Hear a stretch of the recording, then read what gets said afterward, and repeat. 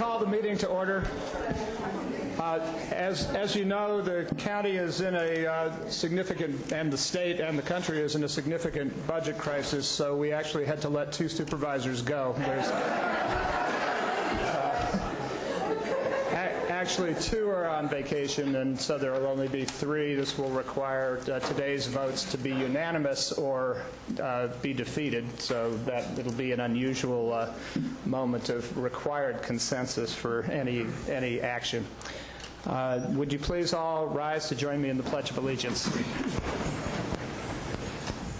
I pledge allegiance to the flag of the United States of America and to the republic for which it stands, one nation, under God, indivisible, with liberty and justice for all.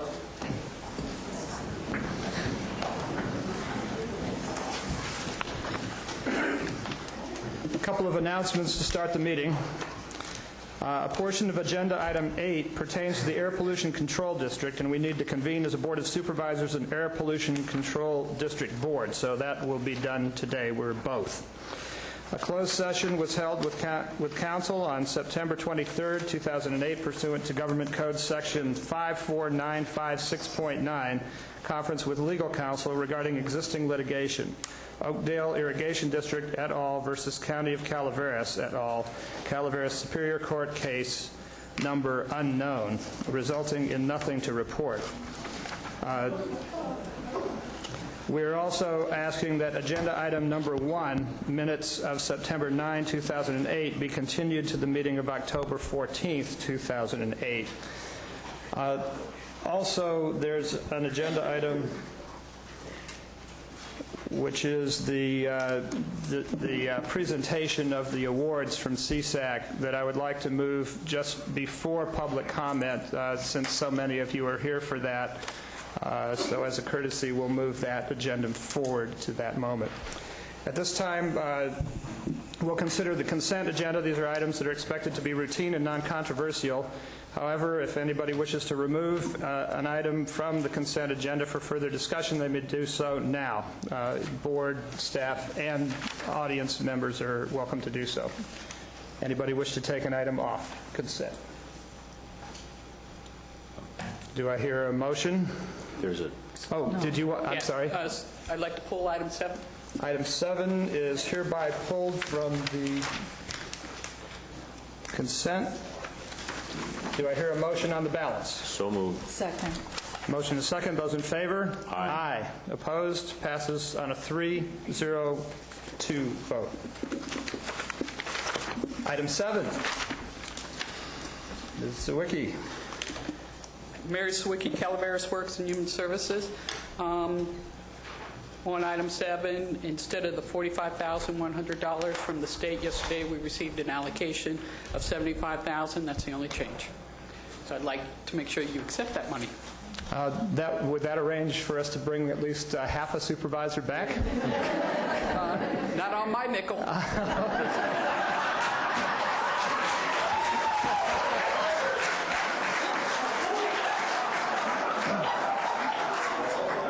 Well, walked into that one, didn't I?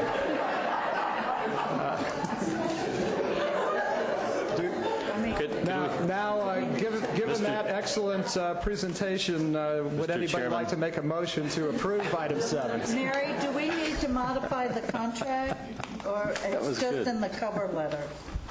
Because it's not in the resolution. I would recommend that we'll do a modification of the contract to make sure that the amount's in there. Okay. But actually, we'll the be passing this contract as covers amended. 2 years, not just 1.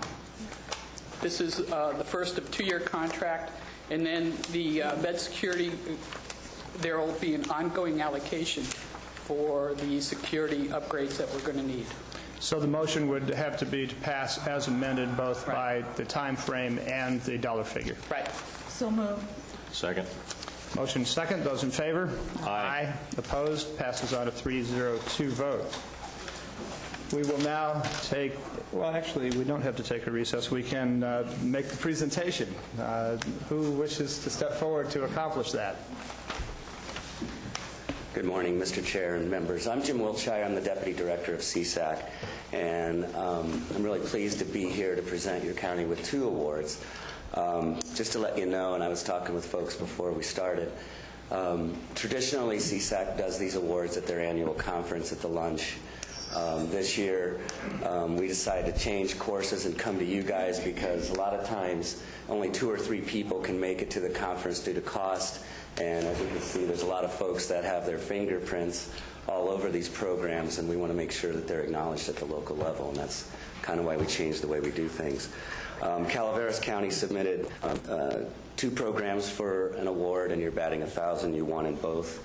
There was 255 entries out of 38 counties, and 10 received awards. So Calaveras County is at the top of the rung of the ladder here on these innovative programs. And that's the whole idea of these challenge awards, is to get folks to think creatively. As you'll see when these folks come up to talk about their programs, they're not traditional textbook county administration, state statute types of programs. They really thought outside the bun or outside the box, however you like to phrase it. But we really want to acknowledge that. And the first one I want to acknowledge is a merit award, which goes to your county probation department. And I'd like to have Chief Probation Officer Michael, God, I'm going to get your name wrong, Mike, Krilitich. And if the chair would come down and have a picture of him to present this.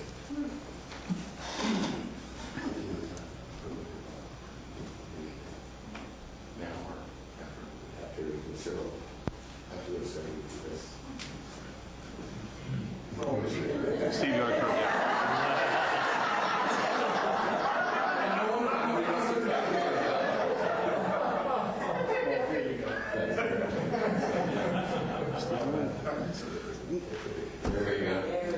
I'm wondering whether the other people in this department and the people who participated in this project might stand up also to be recognized.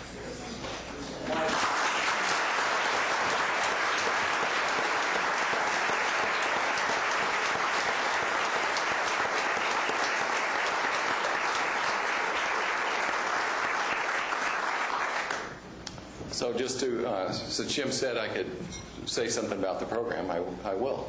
And this isn't really just to the, I feel weird with I guess where I'm addressing the board, but I'm really talking to everybody.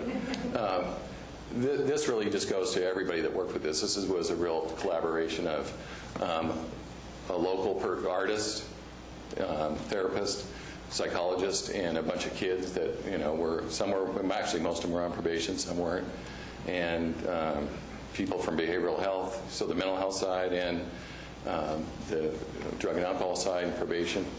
And I think the most intense thing about it was a pretty intimate project. When you're letting somebody touch your face, especially some kid that may have been in trouble or have had, issues with, about appropriate touching, whether it's whatever. And it was pretty special. So this kind of goes to especially those kids. Thanks.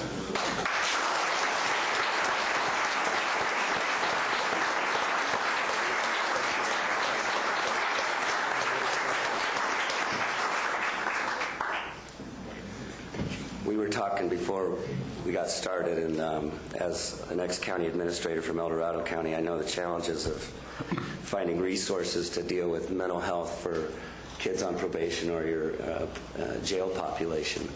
They tend to be underserved, and I was an ex-Outward Bound counselor when I first got out of college, and we did similar activities, but nothing quite this creative, and our hats off to you. The next award we want to give out is a challenge award for the outreach program, and if Mary will come up, I'd like to present that to her as well.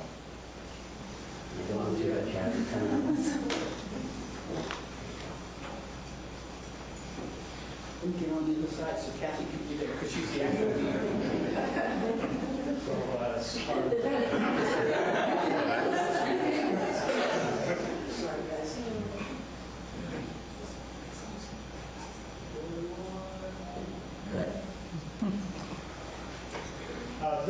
This is an award we truly, those outreach centers that were considered a wild bet and a difficult challenge to our organizational culture have served so many, literally hundreds of people just in my district alone.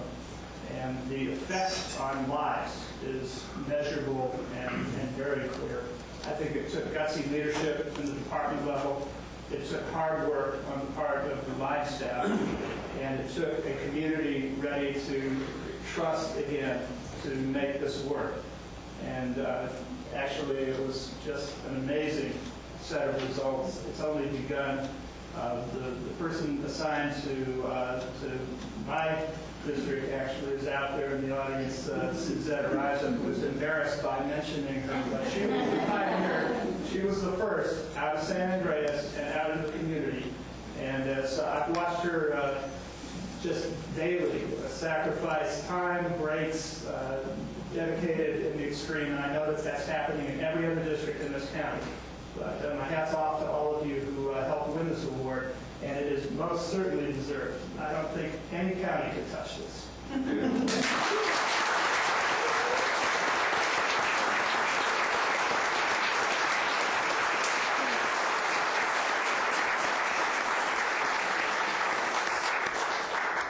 just wanted to say that our dedicated staff makes this happen.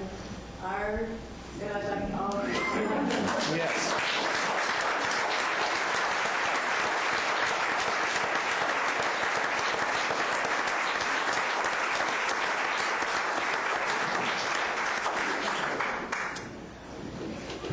And for Marietta, I'd like to be able to say that this is the most cost-effective program I think we have in the county. We have 8 outstations now, and literally in every one of the towns. And just to give you an idea, in the year before we opened up the outreach centers, we served about 1,500 clients. Since that time, we've grown to 4,706 was the last year. It's a 68% increase in service to our community, all for less than $7,000 a year. And we thank very much our community partners, the hospitals, the community centers, the senior center, in helping us, enabling us to be able to serve our community. Thank you.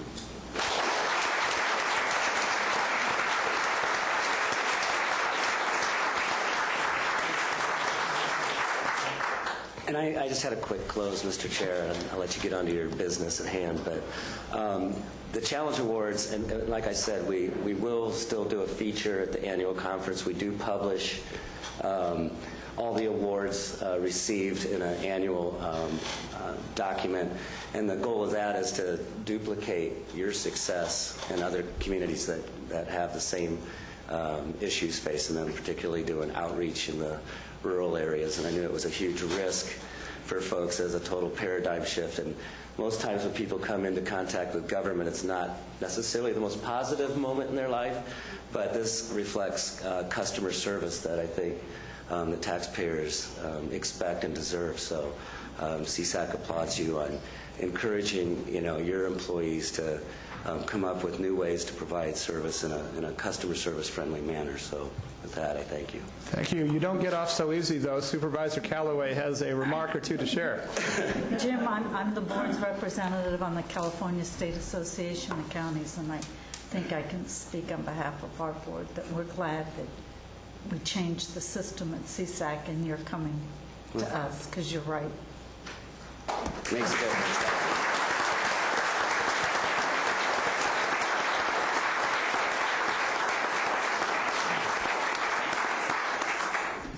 Congratulations to all of you.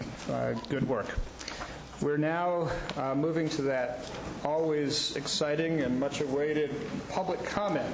This will be done in 5-minute increments. Actually, we'll take a quick break and allow people to leave. Obviously, it's not that scintillating for all.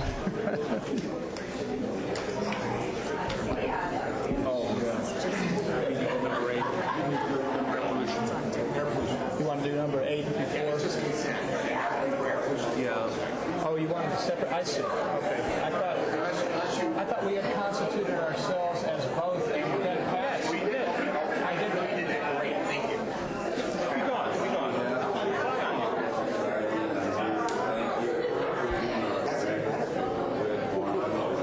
Okay, we'll call this back into session.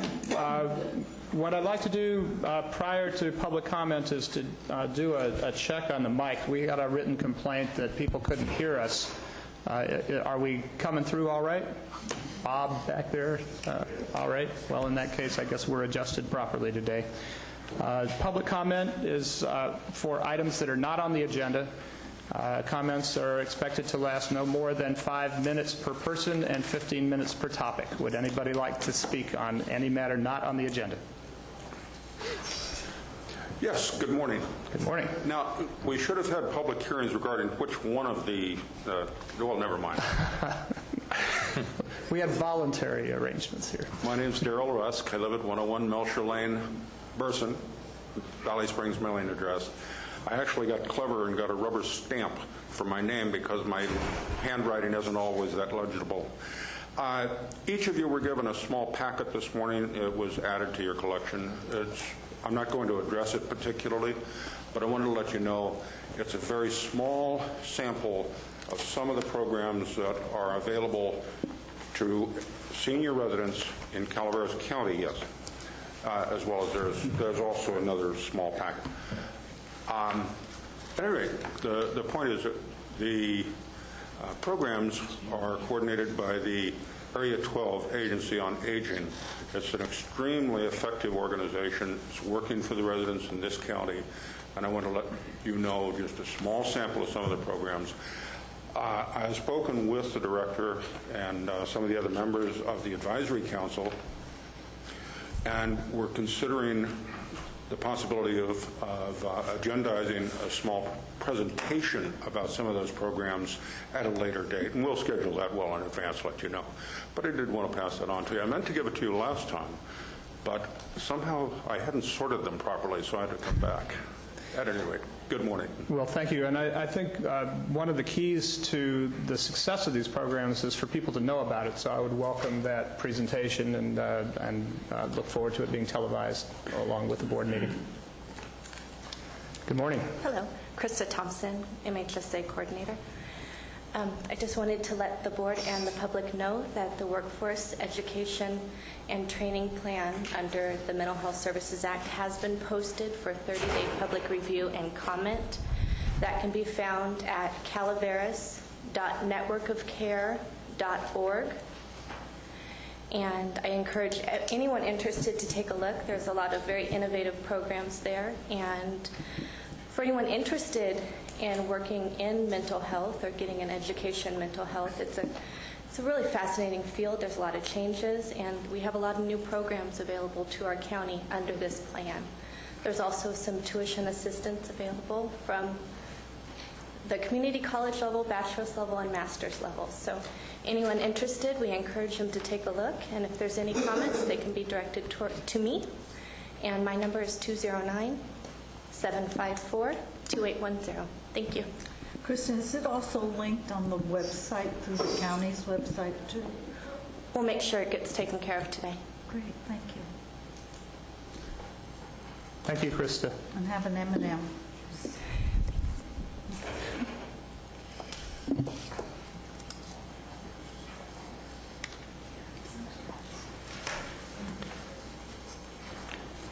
Other public comments on items not on the agenda?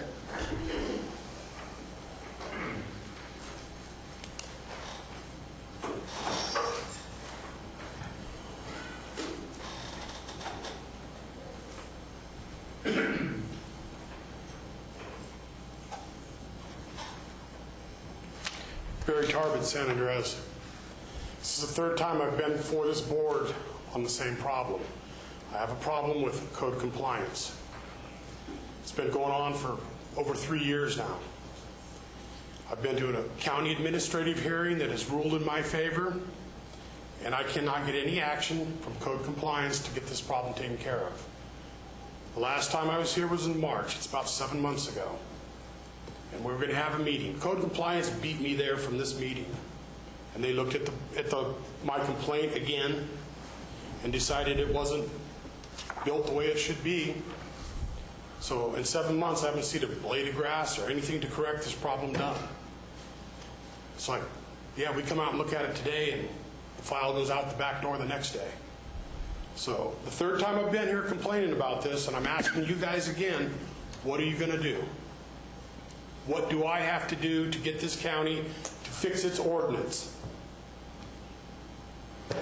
All right, I'd like to refer to county council on this. You're saying that you had a favorable ruling at the administrative hearing level, That was in September of but last year. And that ruling has not been enforced? Correct. Okay. Council, any advice on procedure here? I have only the vaguest recollection of the underlying problem. Perhaps the gentleman could give me a call later in the day and we could talk about it. Get some more information. Why don't you call code compliance and talk to them? I've got a job to do, and I come when I have the time.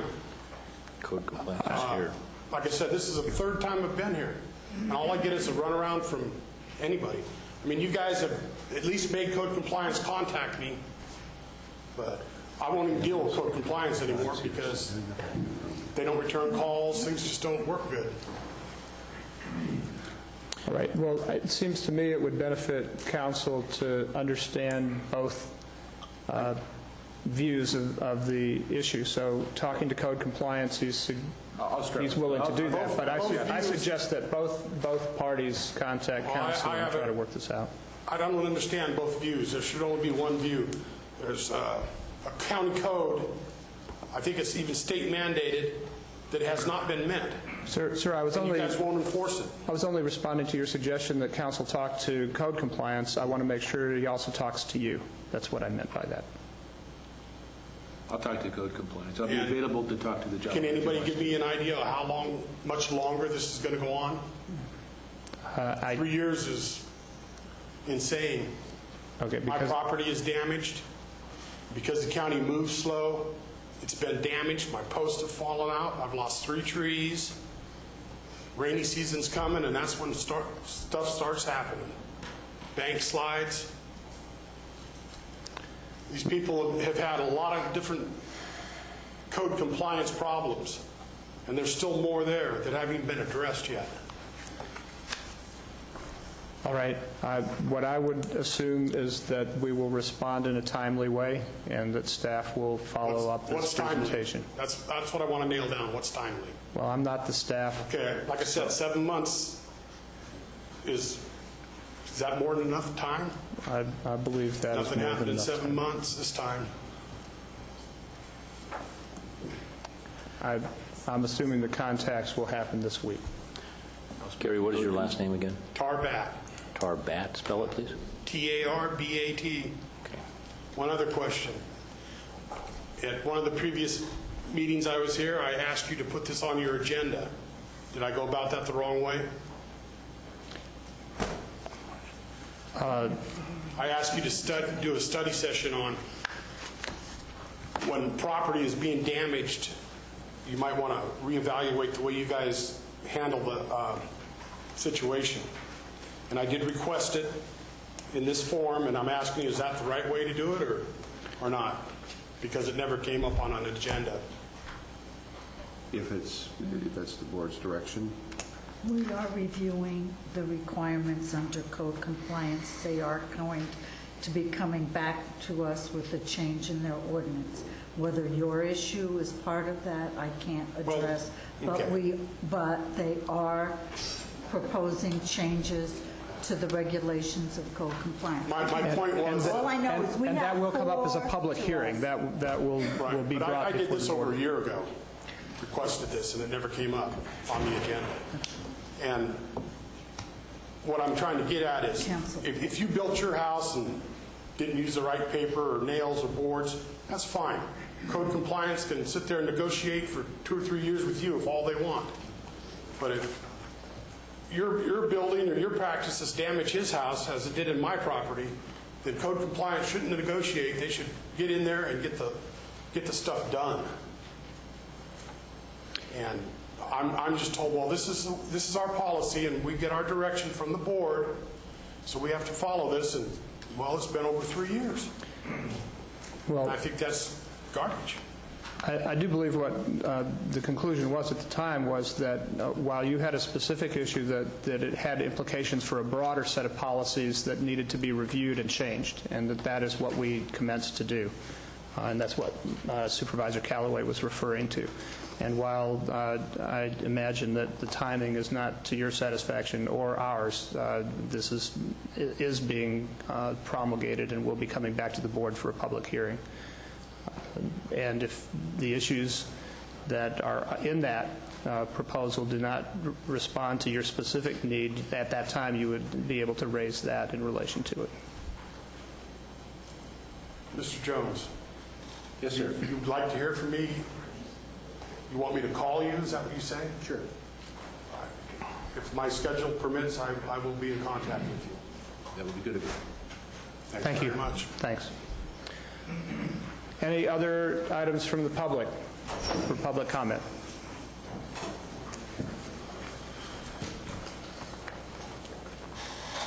Hi, Carl Stoughton.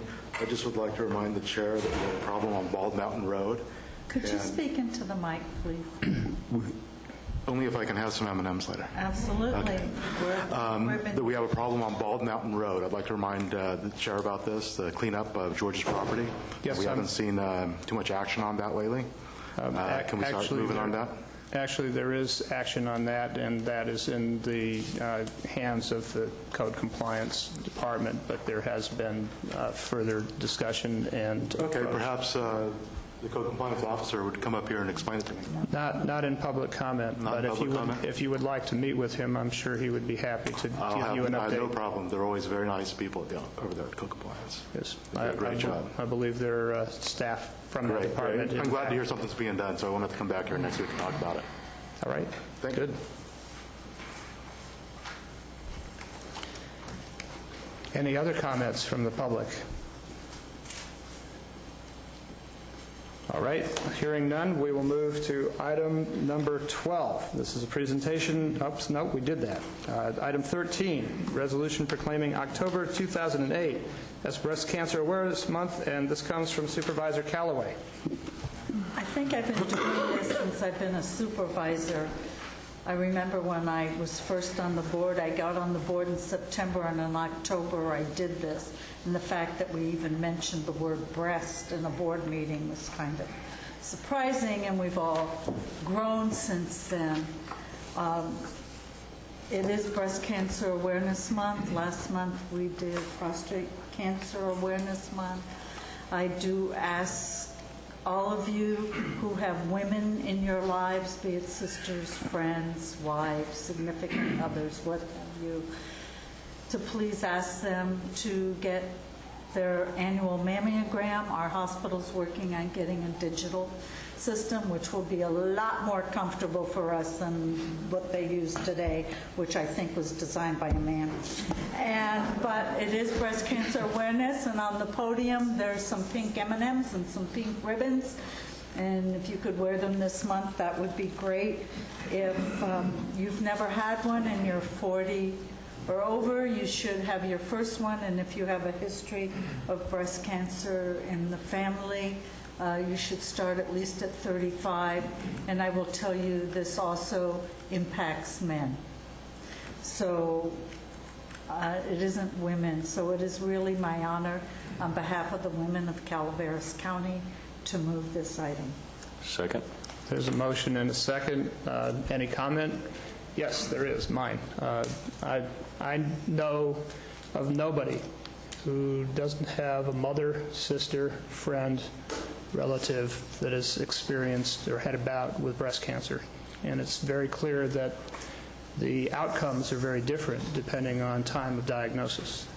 So the awareness of this is probably the single most critical aspect in the health of more than half of our population. So I hope people will take this day, this week, and month and make sure that people are aware. Young people don't just come into this consciousness, accidentally. It requires the kind of dialogue that Supervisor Callaway initiated here. And I'm hoping everybody listening to this will make sure that that dialogue spreads as far and as deep into our community as possible. And to sweeten the pot, there's some pink M&Ms up there. Yes. At any rate, if there's no further discussion, I'll take the vote. Those in favor? Aye. Opposed? Passes on a 3-0-1. 2, excuse me. Now we have item 14, presentation. This is the Mental Health Board 2007 Annual Report. This is a report required each year from the Mental Health Board, and we have our chair, John Lundberg, to make the presentation. Good morning. Morning.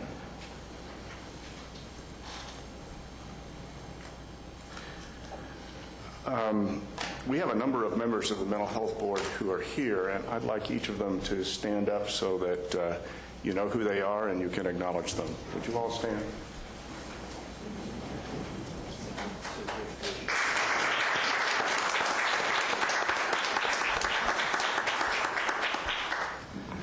I've been on this board since 2005, early 2005, and most of these people have been on the board since I've been on the board, and they're a remarkable group of people. They dedicate their time freely. They are very thoughtful and very caring about issues related to mental health in Calaveras County. They spend time on committees in behavioral health and provide a good deal of service and direction for the department. So I'm very proud of them and proud to be a member of the board, and I'm glad to be here this morning. A couple of years ago, when I first appeared before you, the Mental Health Board rendered a report that some perceived to be critical of the Department of Behavioral Health. Rita was new to the department. She inherited a traditional agency doing outpatient psychotherapy, crisis intervention, and working with other agencies and departments when necessary. Rita not only needed to reorganize the department, both in terms of personnel and services, but she had to reach out to the community to organize new services which the community demanded. The last thing that Rita needed was a contrarian mental health board. In that first report we rendered to you, we commented on appointment cancellations and no-shows, crisis services, criminal justice issues involving mental health, the need for a patient's rights advocate in the county, and collaboration with other agencies. In the report before you today, we comment on each of these issues again. In the 2005 report, we made recommendations for addressing each of these subjects. Today, each subject has been addressed and has been addressed in a way where significant progress has been made by the department. Although I'm not going to comment on each of these issues, I would like to make a couple of more general comments. Perhaps the most profound thing that's changed since 2005 is the extent to which your Department of Behavioral Health has become a lead agency in this county. Committees involving representation from other agencies in the county deal with such issues as employment of the mentally ill, and a criminal justice committee dealing with the mentally ill who are caught up in the criminal justice system. I'm going to say more about those in a few moments. The Sheriff's Office and Behavioral Health have been working on jail issues consistently over the years. It's been very valuable to have Gary Coons, the undersheriff, as a member of our committee to provide a liaison with the Sheriff's Office. And access to behavioral health services is constantly being addressed. Pressure is being placed upon the department to reduce the time for intake to services. And so overall, I would say in the 2.5 years that we first addressed these issues, real changes have been made. Those changes have been for the positive, and they just require consistent vigilance to make sure that we keep moving ahead and don't lose sight of our goals. When I joined the Mental Health Board in early 2005, as I said, it was very easy to understand the operations of the department. The operations of the department were simply not very complicated. 3 years later, I no longer understand all the operations of the department, and this is a good thing and it is a bad thing. It is a bad thing because I don't feel conversant with all the issues facing the department and thus can't communicate to you with the kind of confidence that I could in years past. It is a good thing in that the department has become much more dynamic, has a myriad of planning activities going on, has expanded its service base, and has collaborations with other agencies. It is a credit to Rita Downs and Jeannie Boyce that the department has changed in such a positive way. It is taking on more. As I said, it has become the lead agency in collaborations and is expanding the scope of services for the mentally ill in this county. Some of these changes have been brought about by Proposition 63 and the infusion of financial support for mental health services. However, many of the changes have been brought about independent of Proposition 63.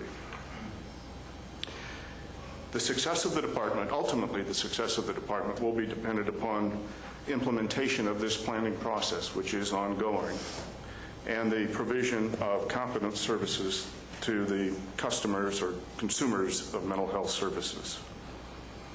As the annual report points out, the children's system of care and the adult system of care have been in place since early 2007. When fully implemented, each of these systems will provide comprehensive services to the most needy of those suffering from mental illness. For children, this means work with the schools, families, foster care, children's protective services, the courts, as well as psychotherapeutic services. The adult system of care is also a comprehensive system dealing with families, employment, socialization, the courts, and extensive case management. Krista Thompson was up here talking about planning activities. Well, there's an incredible amount of planning activities going on in the department, all of it quite substantive. These activities include activities surrounding permanent supportive housing, prevention and early intervention activities, planning for workforce education and training, and planning activities for capital facilities, which includes computer infrastructure. Last year, in addition to the individual psychotherapeutic services that the department offered, the department established and solidified a number of group psychotherapeutic programs. In addition, its clubhouse activities and drop-in days on alternating Fridays provide an opportunity for socialization of the consumers and an informal setting to meet with staff. And as I understand it, the staff psychiatrist attends these open houses as well, so he is available to consumers. I mentioned the Employment Committee and the Criminal Justice Committee. In a moment, Pat Davis, who is co-chair of the Mental Health Board and president of the local chapter of the National Alliance on Mental Illness, will speak to you on the Employment Committee and the activities of NAMI.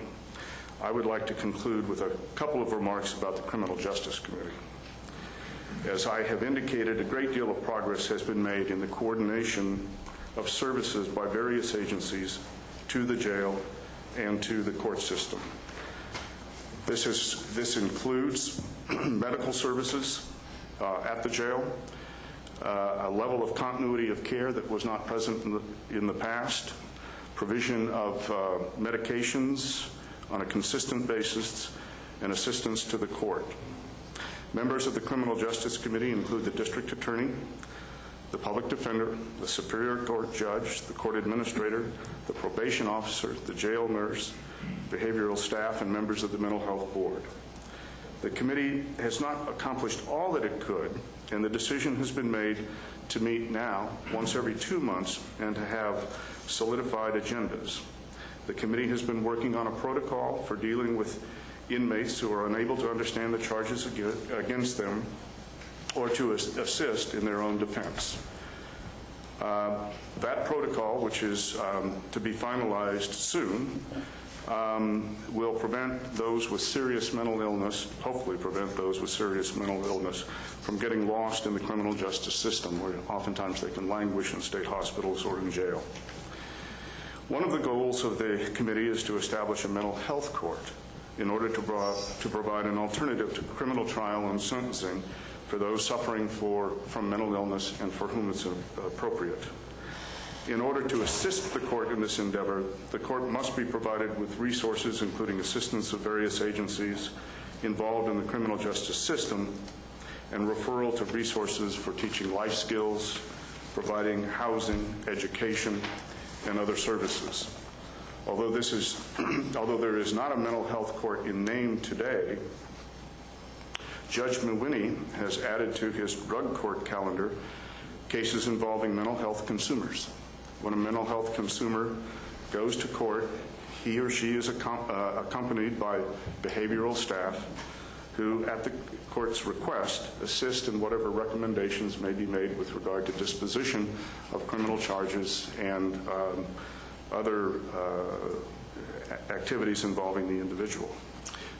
With that, I think I will ask Pat to come forward and provide her remarks, and then I guess we can answer any questions you might ask us.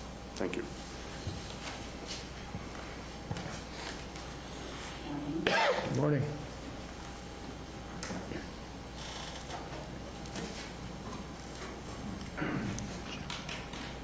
I'm Pat Davis, and I'm the Vice Chair of the Mental Health Board.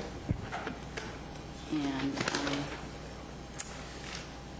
I'd like to first thank John for his leadership for the last 2.5 years. You can see how thorough he is and very persistent. And I think, having been a member of the Mental Health Board for many years, I see it now being a dynamic organization that it's meant to be, with committees that actually function and do projects, and as well provide support to the department.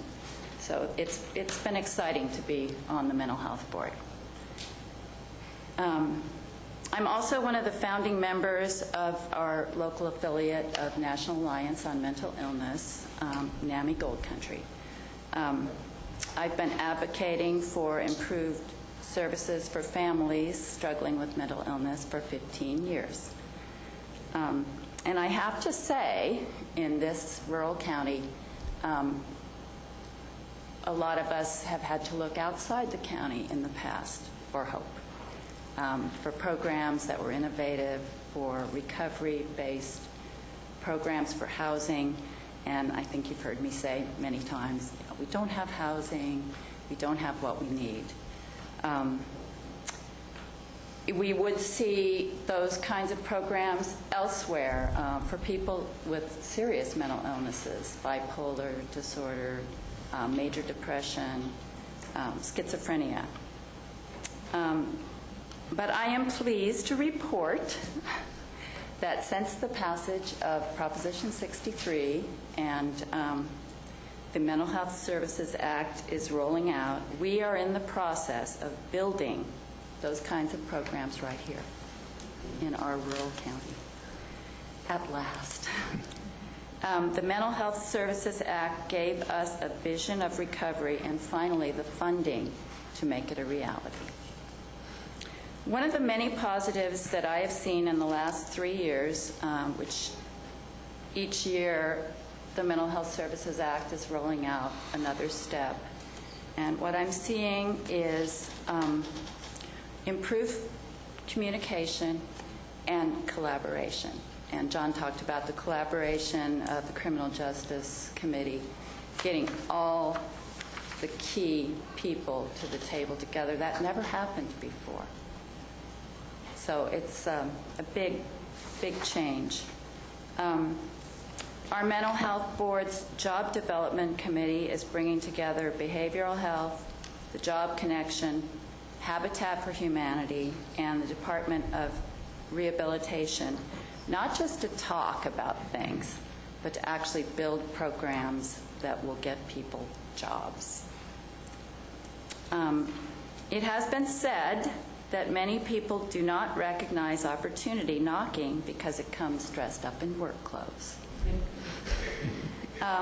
And Rita Downs and her staff recognize the opportunity of the MHSA, and they have been working very hard to make it happen, to transform our local mental health services. And because I talk to a lot of people in other counties through NAMI, I know that some counties in rural counties that are our neighbors are floundering with this, where we are flourishing. So we have to give Rita and her staff a lot of credit for that. And finally, thank you to the board for your support throughout the years and your support of the services. I want to invite you to get involved in any way you can, because it's exciting times and encouraging times here. Thank you. So John and I will take your questions. Thank you. Comments and questions from the board? Supervisor Callaway. I need to thank you for your perseverance. There hasn't been a year that's gone by that you haven't been before this board advocating for the mentally ill. I appreciate that. I'm very interested in the work that John talked about on criminal justice. I think you have a challenge ahead in the next 2 years, staff does, and the Mental Health Board. We're increasing the jail number of beds, and we're going to have the reentry program.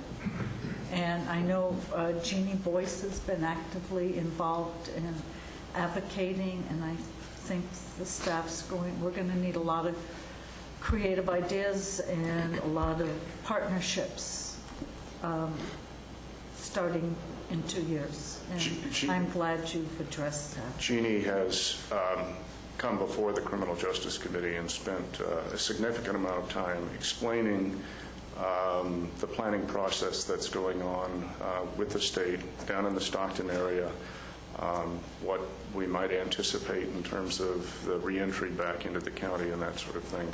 So that's been very helpful to us, and that will be part of, I'm sure, our work, and a significant part of our work in the time to come. And I'm glad the Sheriff's Office is involved. Yeah.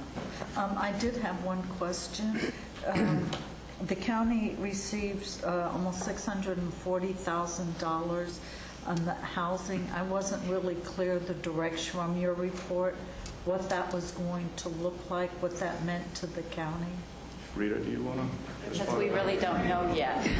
They're being creative. I went to one meeting with respect to housing fairly early on, and it was very clear that the bureaucratic requirements imposed by the state were a roadblock to getting anything really accomplished. I lost my hair over it. So Rita probably can better address that. I got a little frustrated. We don't have a really good answer yet.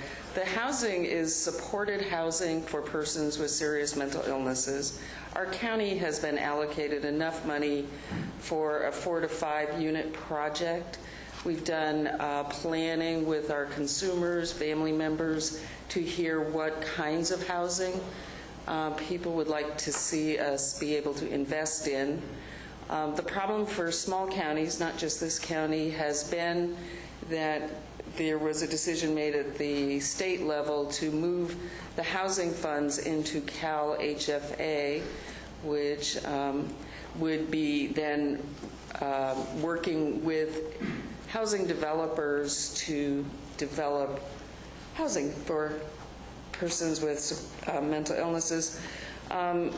The support piece, the mental health department will be responsible for the development of the housing is traditionally done by developers, large developers, private companies or nonprofits who do this. Unfortunately for the small counties, we don't have any agencies which meet the criteria that Cal HFA is setting up to be able to apply for the housing. So we have been struggling for about a year and a half now with that, not just my county, but small counties. So we are planning to come before you in December for a study session to let you know what more we have learned. We have a new push on by the state to give us some more consultation to see if that will help. Sometimes it seems pretty simple. You have this amount of money, why can't we just go and purchase an apartment complex or a duplex or a fourplex, something like that. But it's quite complicated, and for the greater purpose of protecting the housing for consumers for years to come. So we're diligently trying to work with that. We're not quite there yet. I don't know if that helped. No. We will be back soon. I also want to congratulate you on the reduction in your no-shows. That was significant. Thank you. We've been creative about that one and trying to work on it. We still are working on it with some new strategies. I just want to thank our Mental Health Board. We've had a very, very interesting board and very energetic and aggressive. I would just want to remind everybody that John and I started the same month, and the first task that our Mental Health Board took on was the planning for this Mental Health Services Act. So their whole first year was focused on learning about the Act, going out and doing community meetings, and I think was good for them in that they also got to meet our consumers in a different way, our staff in a different way. It was good for our staff also, and it was good for our consumers to get closer to our Mental Health Board. So I think that set the foundation for the next couple of years. And we've made a lot of progress together. And I love it. They're very, very involved and know what we're doing, despite what John says. Thank you. Yes. Any other comments from the board? I have some, I guess. This was the first committee that I began serving on nearly 4 years ago. And it was a time of some level of despair and contrarian behavior.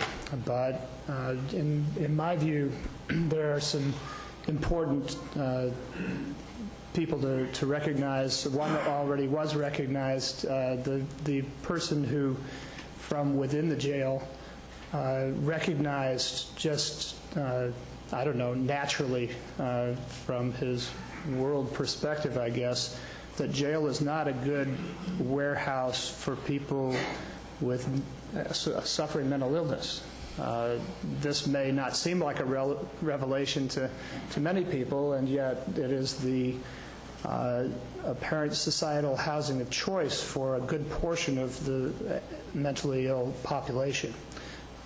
He wasn't here to be embarrassed by John's comments earlier, but he came in afterwards. But Gary Kuntz really was a pioneer and very instrumental in helping to create a good relationship between the Mental Health Board, the Mental Health Department, and the jail.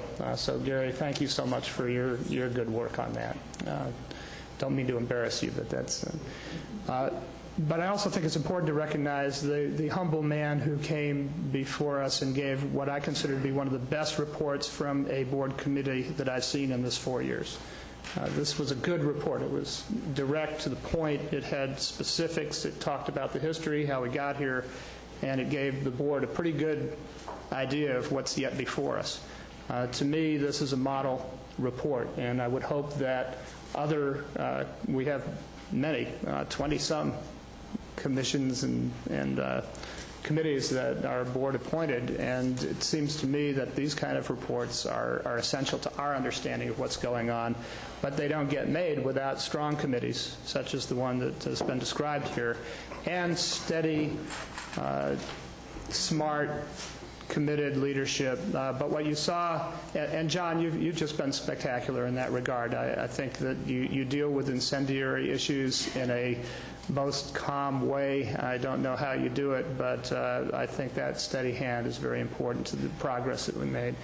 But the committee has brains. It also has heart and soul. And Pat, you've provided that for 15 years, and I don't know how you managed to do that either, but it's really quite a combination. It's an awesome thing to see in practice, and that perseverance, along with the heart, soul, and intelligence to get somewhere, I think has made a huge difference, not just for the committee, not just for this county, but for many of the people who have long suffered in isolation and much to their detriment. So thank you all for tremendous work. The staff has been, I don't think our culture has always been in this county, to have sort of citizen, aggressive, smart, committed citizens working next to aggressive, smart staff. It was an evolution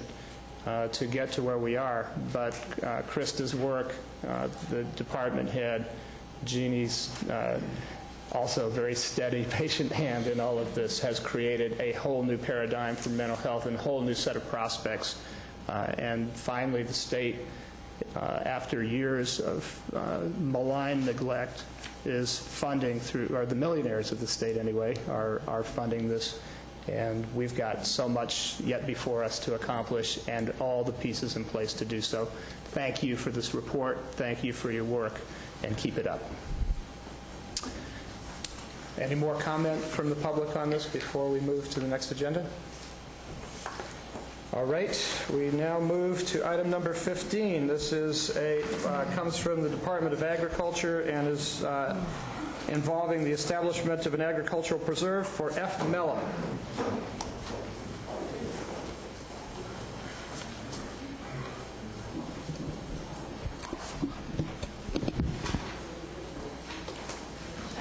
Good morning, Mary Mons, Agricultural Commissioner.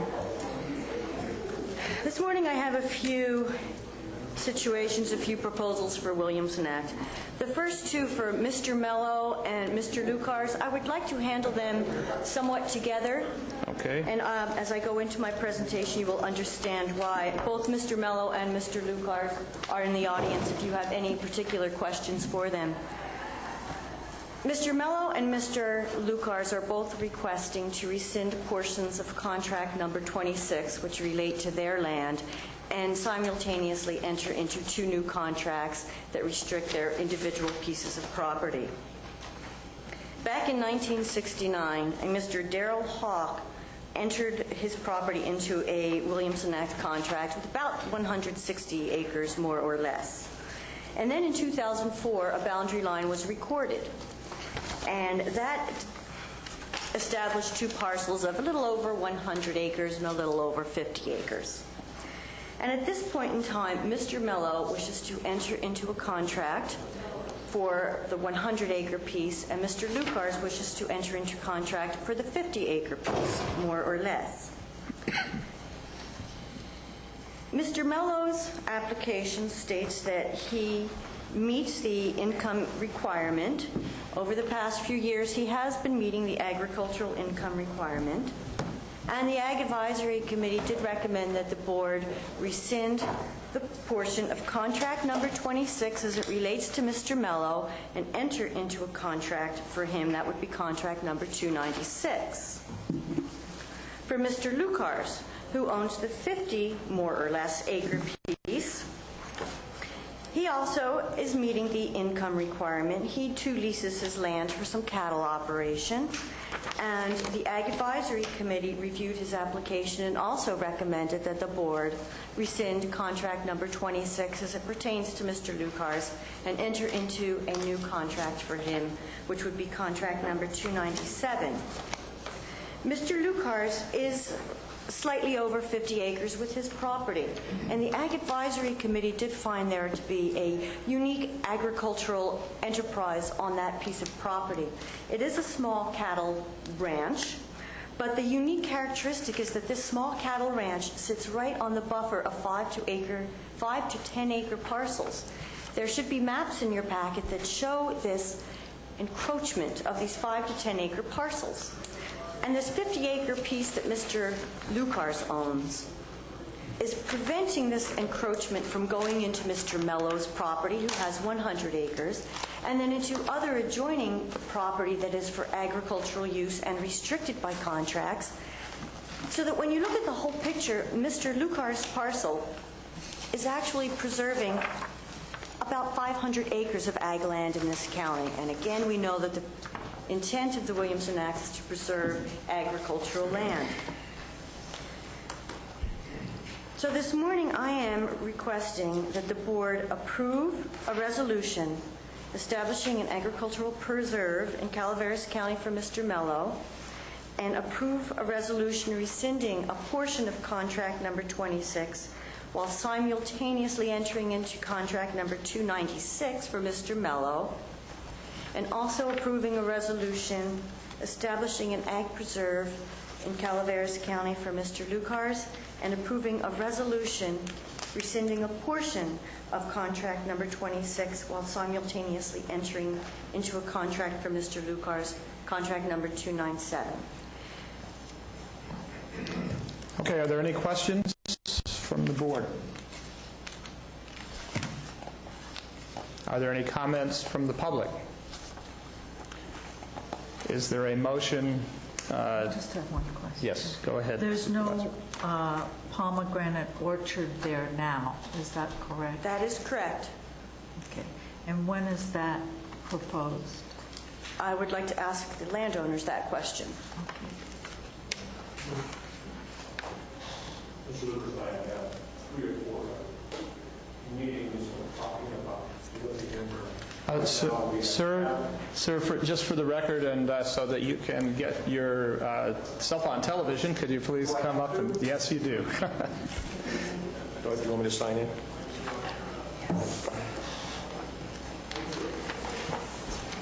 My name is Frank Mello. We're looking into that right now. We have cattle on the property. We don't have a cross fence separating the 2 parcels, so we have one gentleman that we're leasing for cattle. The property we're talking about is fenced off.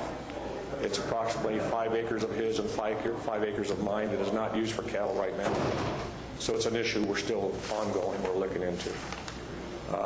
I'm trying to generate more money since I retired, and taxes have gone up, so I'm trying to generate another part of the income on the ranch.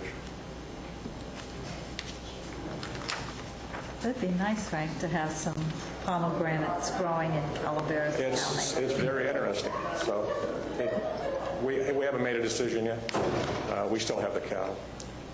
Even if we have the pomegranates, it's not going to interfere with the cattle anyway. It fits with our breast cancer awareness recognition that we might have some antioxidants grown here in this county. That would be a good thing. Thank you. Then you'll buy the first batch that we have.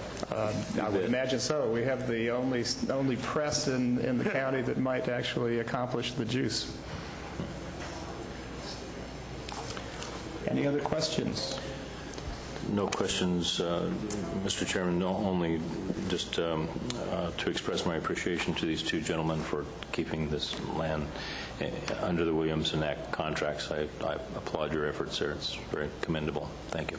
Thank you. And I'd like to make a comment as well. I want to thank the Ag Commission for recognizing the importance of buffers between the interface of sort of suburban encroachment and the necessary protection and distances required to maintain working farms and working landscapes. This is, I think, a first that I've seen and very important principle in land use as it relates to protecting ag. So congratulations. It's a great finding, and I very much support it. If I could further comment, Mary has helped me right step from step, and been there without her, we couldn't have done it. Great. Well, good work, everybody. Is there a motion on this? Do we want to handle items 15 and 16 together? I believe that was your proposal. All right. So do I hear a motion? Yes, Mr. Chairman. I think our Ag Commissioner read into the record what we're doing here is we're rescinding portions of the contract and fulfilling this request to put Mr. Mello's, let's see, how can I do this? Okay, I'll just go ahead and read this. Recommend that the Board of Supervisors rescind a portion of Calaveras County Agricultural Preserve Contract Number 26 while simultaneously entering into a California Land Conservation 2 contracts, number 296 and 297. 296 is for Mello, 297 is for Lucars. That concludes the motion. Is there a second? Second. There's a motion and a second. Any further discussion? Hearing none. All in favor? Aye. Aye. Opposed? Passes on a 3-0-2. Thank you, and I do hope that Mr. Mello and Mr. Lucars do put in the pomegranate orchard I did ask some questions about pomegranates to other agricultural commissioners that have them in their county. And of course, the pomegranate juice is very popular today. Pomegranates are also used in grenadine and jams and jellies. So I think it would, and of course everyone here in the room must have one fresh pomegranate per year. And that's enough usually. So is there a still in the county that can use the... Yes, but we're not saying where. We'll look forward to the grenadine in the next high controversy board meeting. Maybe we can serve it outside and mellow the crew. Thank you. Thank you. We now move to item number 17. This is a resolution establishing an ag preserve for Douglas and Leslie Bowman and rescinding a portion of contract 157 and entering into a contract number 302. I passed around a few photos for you just to show you the layout of Mr. Bowman's land. And Mr. Bowman is not here this morning. Perhaps you recall last year around this time, El Dorado Ranch came before the board. And the board decided to non-renew the entire ranch in its entirety. That El Dorado Ranch consisted of more than 758 acres. It was established as a Williamson Act contract back in 1974.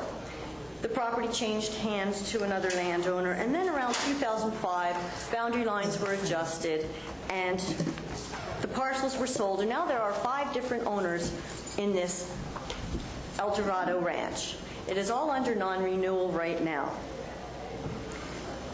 Last year, Mr. Bowman came forward and requested to enter into 2 contracts, and of course the contracts were, his proposal was denied, and we chose to go into non-renewal. Last year, he proposed to enter into one contract with 50 acres that had a vineyard on it, and another contract with approximately 70 acres that he was using for cattle ranching. And again, the county decided to just non-renew. Mr. Bowman is back this year. He is requesting that the board consider entering into a contract with him for his entire 120-acre property, both the 70-acre and the 50-acre piece. There's a 5-acre vineyard on the property. As you can see in the photos, it does exist. And there's even more land ready for more vineyard development, about 5 more acres for a total of 10, possibly. His neighbors are running cattle, sheep, and goats on his property, and he will definitely meet the agricultural income requirement when the grapes are in their maturity stage. The Ag Advisory Committee met, and they recommend that the board rescind a portion of contract number 157, the portion that relates to Mr. Bowman, and enter into and simultaneously enter into contract number 302 with Mr. Bowman. Last year, Mr. Bowman did apply for those 2 contracts, and he paid the appropriate fees, totaling almost $1,100 for those 2 contracts, which were denied. Mr. Bowman respectfully requests this year that the fee be waived. I have included in the packet a resolution that does waive the fee. However, if the board decides not to waive his fee this year, in my folder right here, I have yet a different resolution that I can slip to Carol, and he will be required to pay the fee. So with that, I am requesting that the board approve a resolution establishing an ag preserve on Mr. Bowman's land, and another resolution rescinding a portion of contract number 157 while simultaneously entering into California Land Conservation number 302. Okay, board discussion. Any questions or comments? I don't have a problem with the proposal. I do have a problem with waiving the fee. I think it's a slippery slope that we would go down. It could set up precedents, and we denied a building permit and last year, and so waive it this year. Or, I mean, we're taking a closer look at these contracts, and this is going to happen.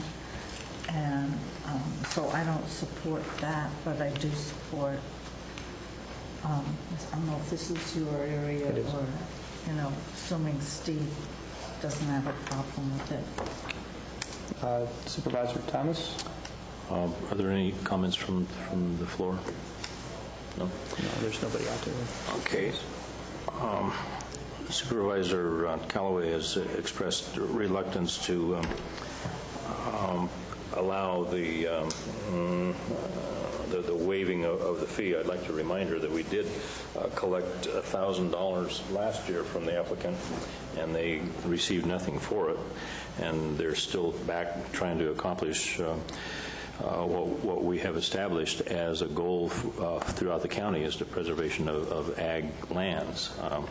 I think that if we deny the recommendation to waive the fees this time, we're essentially ignoring the fact that these people tried before, and I'm very much in favor of granting the request to waive the fees. We've already collected twice as much as this fee requires.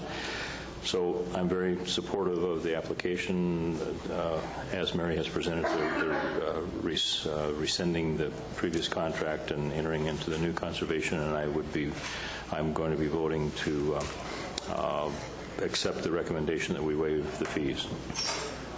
I had a question on the fees. Did the Ag Commission review this, or does the Ag Commissioner have a recommendation in relation to the fees? The agricultural... And the justification for that? The Ag Advisory Committee did not have any input in whether the fee should be waived. Okay. My recommendation is to waive the fee because he did pay close to $1,100 last year. And do you feel, I guess the question I would ask is, do you feel that the processing between the 2 years, has that double fee covered the administrative costs for the processing that is taking place? The processing was not much greater this year than in last year. We all know how to cut and paste in Word, so it basically is close to the same memo, the same resolutions. So I feel that from the fees last year, we did recover our costs for this year. All right, and that we have, because it was in 2 parcels last year, we collected double fees, and for what essentially is a single property owned by one party. That's correct. So the actual cost is $500 and some dollars, where they've already paid $1,000. Yes. All right. In that case, I would very much favor the waiver of the fees. We need to be unanimous, however, today in our votes. I'm hoping we might reconsider that given the information you just conveyed. No, I will not. Okay. Work was done on 2 parcels. They submitted it. We had a lot of discussion about that. They've come back with a new application. If it did not cost the department $500, then maybe the department would like to reduce their fee, but I will not 2 negatives make a positive. I will not support a waiver of a fee. All right. In that case, I would entertain a motion specific to the contract, and a second one relating to the fee request. Will separate the issues so that at least what we are in agreement on can move forward. Do I hear such a motion on the contract? I move the contract be approved. Second. All in favor? Aye. Aye. Opposed? There being none opposed, it passes on a 3-0-2 vote. Okay. On the question of the waiver of fees. Mr. Chairman, I would move that we table the discussion on the fees until our next meeting when we have a full board. Okay, there's a motion to table. Is there a second? Yeah, I'll second that. Mr. Chairman, just a note. I don't believe you're going to have a full board until the meeting of the 28th. Just FYI, there will be one or another member absent. Yes, you're right.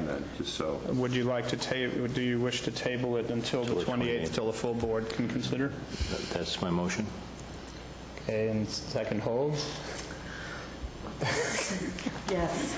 All right. There's a motion. Yes, Ms. Mutz. I will not be present on the 28th. I don't know if Brian can handle it for me on the 28th. But I will not be present on the 28th. He's confident. I'll be here. Okay. Yeah, throw Brian to the wolves. All right, there's a motion and a second. Those in favor? Aye. On the question, Mary, could you perhaps run this past the Ag Advisory Committee and get their recommendation on the specific issue of the fee waiver? I'd like to know how they feel about it before. You know, my feeling is that the board is the one who has the authority to waive the fees, and that it should not be up to committees of any kind to, that's my feeling, whether it is to waive fees. This is public money, it's public staff time. We should not be putting that responsibility on committees. I believe this is an advisory committee relating, and its primary duty as a commission is to be advising as to the Williamson Act and its transactions. I don't think they have the right to make a determination, as Supervisor Callaway says, but one supervisor is requesting their advice on the subject. In that context, is there objection to that? Yes. Okay. I mean, I'll defer to Russ, if he wants to ask, but we have lots of fees. The board establishes the fees. The board is the only one who has the authority to establish and to waive fees. That shouldn't be up to committees to recommend. But Are you advocating abolishing all of our committees? No, I don't want to take this global. I think there is an individual request. It's not a board request, but it's an individual supervisor request to find the wishes, to seek the counsel of the advisory committee, and another supervisor disagrees with that. Of course they're going to say waive the fee. If they're all ag people, of course they're going to say it. So, but, if that's what Russ wants, it's fine. I don't care. That's not their purview or any committee's purview, in my opinion. All right. I imagine all of us will be free to ignore the advice or accept it as on the 28th as it comes forward. At any rate, I believe we have not yet voted on this topic. There's a request for information, and we'll leave it at that. Okay. This is not, so the request for information is not part of the motion. The motion is to table until this subject until the 28th. All in favor? Yeah. Aye. Opposed? Passes on a 3-0-2. Please convey this to the proponent. I will. Will you approve a resolution today to establish the ag preserve also on that piece of property? Yes, we already did this. We did that. You did the Yep. preserve as well as the contract? Right. Yes. Preserve and contract is in the original motion, and we separated out the question of the fees, Okay. which will be considered on the 28th. Thank you. All right. We now move to item number 19, discussion and possible action regarding a minute order upholding the findings and recommendations of the Administrative Hearing Board in Code Compliance Case 08-15 regarding Gene Thompson.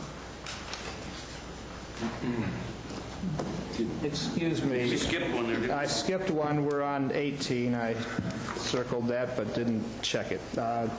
This is actually the previous item, 18. It's an administrative hearing reviewing and upholding a minute order upholding the findings on the code compliance case 08-16 regarding Janet E. Rogers et al. By the way, is Ms. Rogers or a representative in the room? Okay. Todd, take it away. Good morning. Todd Barr, Calaveras County Code Compliance. Numerous attempts have been made to gain voluntary compliance on this property. The owner has refused county assistance on a couple of different occasions to remove junk vehicles from the property. She's an absentee property owner who rarely visits there. There's a continuous flow of junk and junk vehicles in and out of the property. There have been 2 occasions during the span of this case that a son of hers has been found on the property, and the structure has been determined to be substandard and dangerous.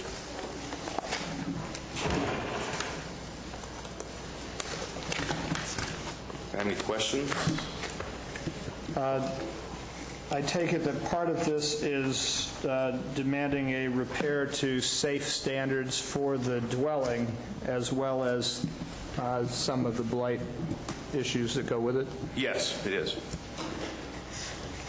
All right, and this would be in Supervisor Callaway's district. Do you have any comment? No. Too bad, huh? Okay, I move that we uphold the findings and recommendation of the Administrative Hearing Board in this case. Is there a second? Yes, I second that, and that includes the imposition of the $7,362 fine. Yeah, as the findings and recommendations, yes. Okay. Second. All right, motion is second to uphold the findings. Those in favor? Aye. Aye. Opposed? Passes on a 3-0-2. We now move to the previously announced item number 19, which is the case 08-15 regarding Gene Thompson. Is Gene Thompson or representative of Gene Thompson in the room? Okay. We'll start with code compliance, and you'll have an opportunity to speak if you wish, Sean. Okay, this case started on October 21st, 2003, when a site visit was conducted, and the existence of the violations on the property were verified. Numerous attempts have been made to gain ball carrying compliance, and the property owner has refused county assistance in removing junk vehicles. This case has continued for 54 months, and at the time that I wrote this, no progress had been made. Yesterday we drove by the property, and there has been a significant amount of progress on the property. Has that changed, in what you've seen, has that changed your recommendations that are before us? I'm going to leave that, I would like to leave that up to the board. Okay, thank you very much. Ms. Thompson, would you like to speak on the subject? I'm not sure what I'm doing. What I was under the impression that is if we did get our property significantly cleaned up, that these fines or fees were supposed to be waived. I mean, that's the impression I got at the last meeting I was at. That was in the administrative hearing? I think so. Okay, over at the library? Yeah. Okay. And I was just kind of surprised to see that I'm here today, because I just found this out yesterday. So, because I was under the impression this was going to be resolved with the way my son and I have worked on cleaning up the place. Do you feel that you have brought your property into compliance? There were a number of issues that were outlined in the original complaint and findings at the administrative hearing. There's still a couple more things we need to do, but it's going to take my son a little bit of time to do it because it's going to take him a while to do it because he has to tear it down and actually haul it off. The structure. One structure that we've got out there. But under most of the other stuff, I think we've complied with what they've asked. And then when I spoke with him yesterday, I told him if we had not, that I need somebody to tell us exactly what it is they want. All right, so you're not at this time clear on the requirements that remain? I feel that we have done enough except for the one thing that I know we need to get down. And if there is anything else, then I need to know what it is. I need somebody to point it out to me exactly. Okay, Ms. Holmes, how much time do you want? Are you asking for to remove the mobile homes, the ones that you just mentioned? Yes. I hadn't thought, I haven't asked my son how long it'll take it because he's going to have to break it down. We were going to make it a storage shed. And we've kind of been convinced just recently that we cannot turn that into a storage shed. Okay. And so he has to totally tear it down. With him working and going to school, I did not ask him how long it would take him to totally break that down and do it. Is 3 months sufficient time? That should be. Is 3 months going to be sufficient? Because I would make that recommendation. You know what? I'll make it work. I'll tell him he has to do it. This, by the way, would be the last step if this were passed by the board. If it was not cleaned up within and come into full compliance by that date, then the fines would be instituted. I think what Supervisor Callaway is suggesting is that those not be imposed for 3 months, and that at that exact date there be a review, and if you're in compliance, the Would there be fines are somebody waived. come out and let me know if there's anything other than this storage shed that we are discussing Okay, to be the one that needs to be in compliance? I would ask that Mr. Barr come forward and give us an answer on that question. Yeah, certainly we'd be willing to go out to the property and be specific with her. Okay. Okay. All right. On everything. Yes. All right, Yeah. so there would be a list created soon, within, say, a week. Yes. That list would be conveyed formally in writing. Yes. And that there would be a 3-month, and if Supervisor Callaway's suggestion is approved, time frame to meet full compliance in relation to that list. Yes. All right. I would move to uphold the findings and recommendations of the Administrative Hearing Board, postpone the fine of $7,362, 3 months from today. So everything must be completed by January 7, or the fee would be imposed. Okay, just let me clarify, that is not a waiver of administrative costs. No, it's not a waiver of administrative costs. Make sure Ms. Thompson understands that difference, Todd. And that is conveyed in writing along with the specific items required to meet compliance. Yes. All right. So there is a motion. Is there a second? Yes, second, please. Motion and a second. All in favor? Aye. Aye. Opposed? Passes on a 3-0-2. Got 3 months. Todd, could you let Supervisor Tryon know what we decided? Yes, I will. Thank you. We now move to item 20, discussion and possible action regarding a minute order upholding findings and recommendation of the Administrative Hearing Board in code compliance case 08-14 regarding Persa Lee Carroll. And that's CO William D. Stout. Is there a person representing this case from the public? Okay, Todd? Okay, on March 3rd, 2007, a complaint was received regarding illegal camping. Since that time, additional complaints have been received in writing and by telephone. A notice of violation was mailed in April of 2008. The notice was returned, stamped unable to forward, and the property was posted with that notice of violation. Mr. Stout acknowledged receipt of that notice, and over the next 5 months, several attempts were made to gain voluntary compliance. There's been very little effort on Mr. Stout's part. Is this in Wallace? Is this the location? All right. Well, Supervisor Claudino not being here.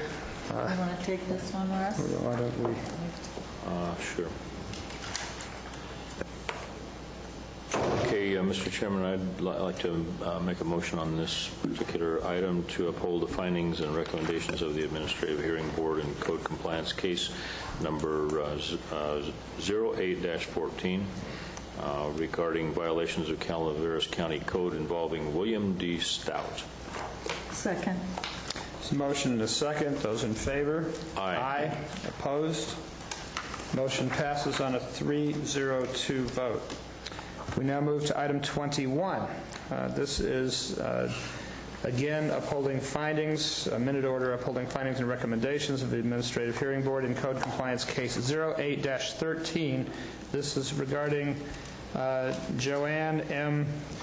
DeStefano. Is Ms. DeStefano present?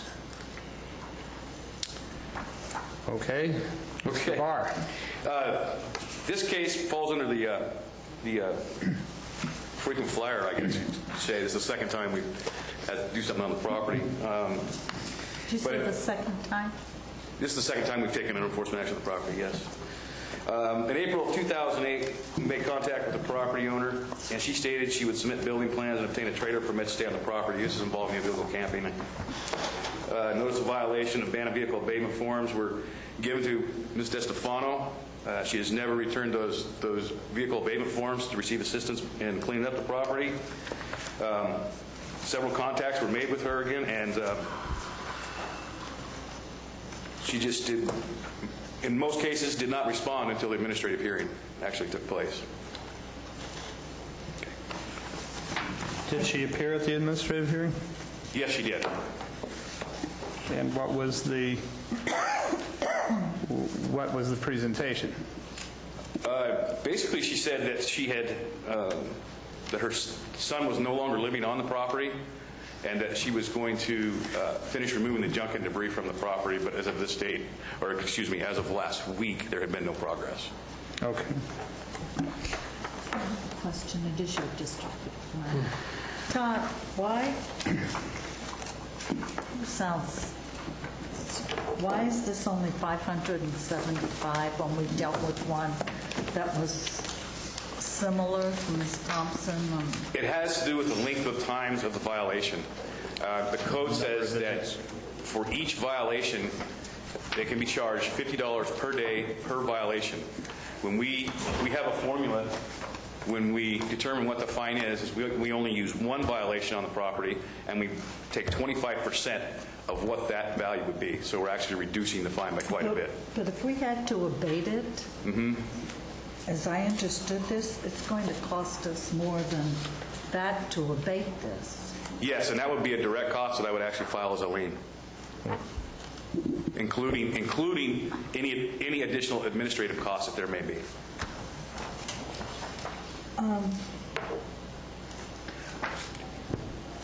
With Ms. Thompson, she had similar things. Yes. And we talked about doing a lien and cost recovery. On this one, it's the same.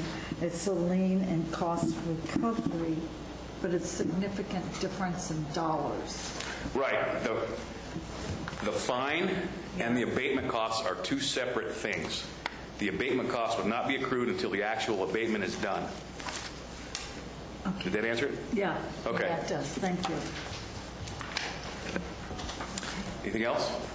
Questions? Mr. Chair, you have... Well, actually, this is one of the first that's come to me without prior process. Normally, we have groups in each of these communities that helps people like this clean up their place, but this has been off my radar. I guess the individual never came forward, so in that regard, I would imagine we're at the point where we should take action if we're being consistent with other cases. Okay, so on behalf of Supervisor Lewinsky, I'll uphold the findings and recommendation of the Administrative Hearing Board in this case 0813. Second. There's a motion and a second. All in favor? Aye. Aye. Opposed? Aye. Oh, these, yes. Passes on a 301. No, not yet. Excuse me, 302. We've never had two missing before.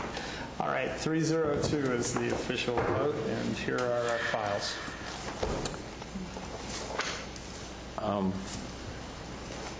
Mr. Chairman, I had a brief conversation with Todd yesterday about what I perceive as an unusually long duration on many of these applications or these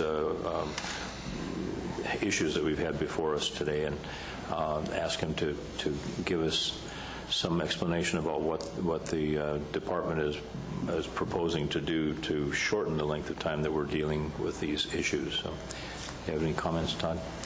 Yes. I've been in conversations with Robert Selman lately and with John Taylor. And the way that our process is currently set up,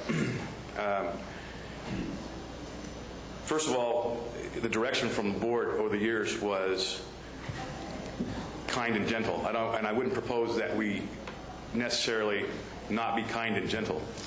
But we could definitely shorten the process, streamline the process, and bring these cases to you, the ones that do not want to come into compliance, within a much more reasonable time frame. Part of that would include streamline the administrative citation process. Right now, every case that we issue a citation in is going to the Administrative Hearing Board, and it's also coming here to the Board of Supervisors. The way the new code is set up that we're working on is that these citations wouldn't come to you in this form. They would not go to the hearing board unless they were appealed. Then they wouldn't come as a public hearing to you unless they were appealed. They would come to you in the consent agenda. And then, of course, if someone showed up, I guess we could pull it off of there. But the point is it's not necessary to bring these through this whole process if there's no appeal made. And, of course, we need to work with county council on this, too. That's correct. We've sort of lost sight of the difference between an appeal and just having these come to the board, which all of these were, just to adopt the findings that were made by the Planning Commission. And these don't require the same notice, full hearing as the appeals. So when you would make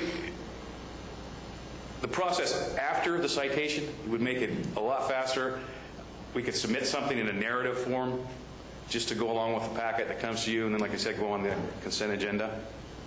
So that's just something that we're thinking about doing or suggesting. You keep thinking.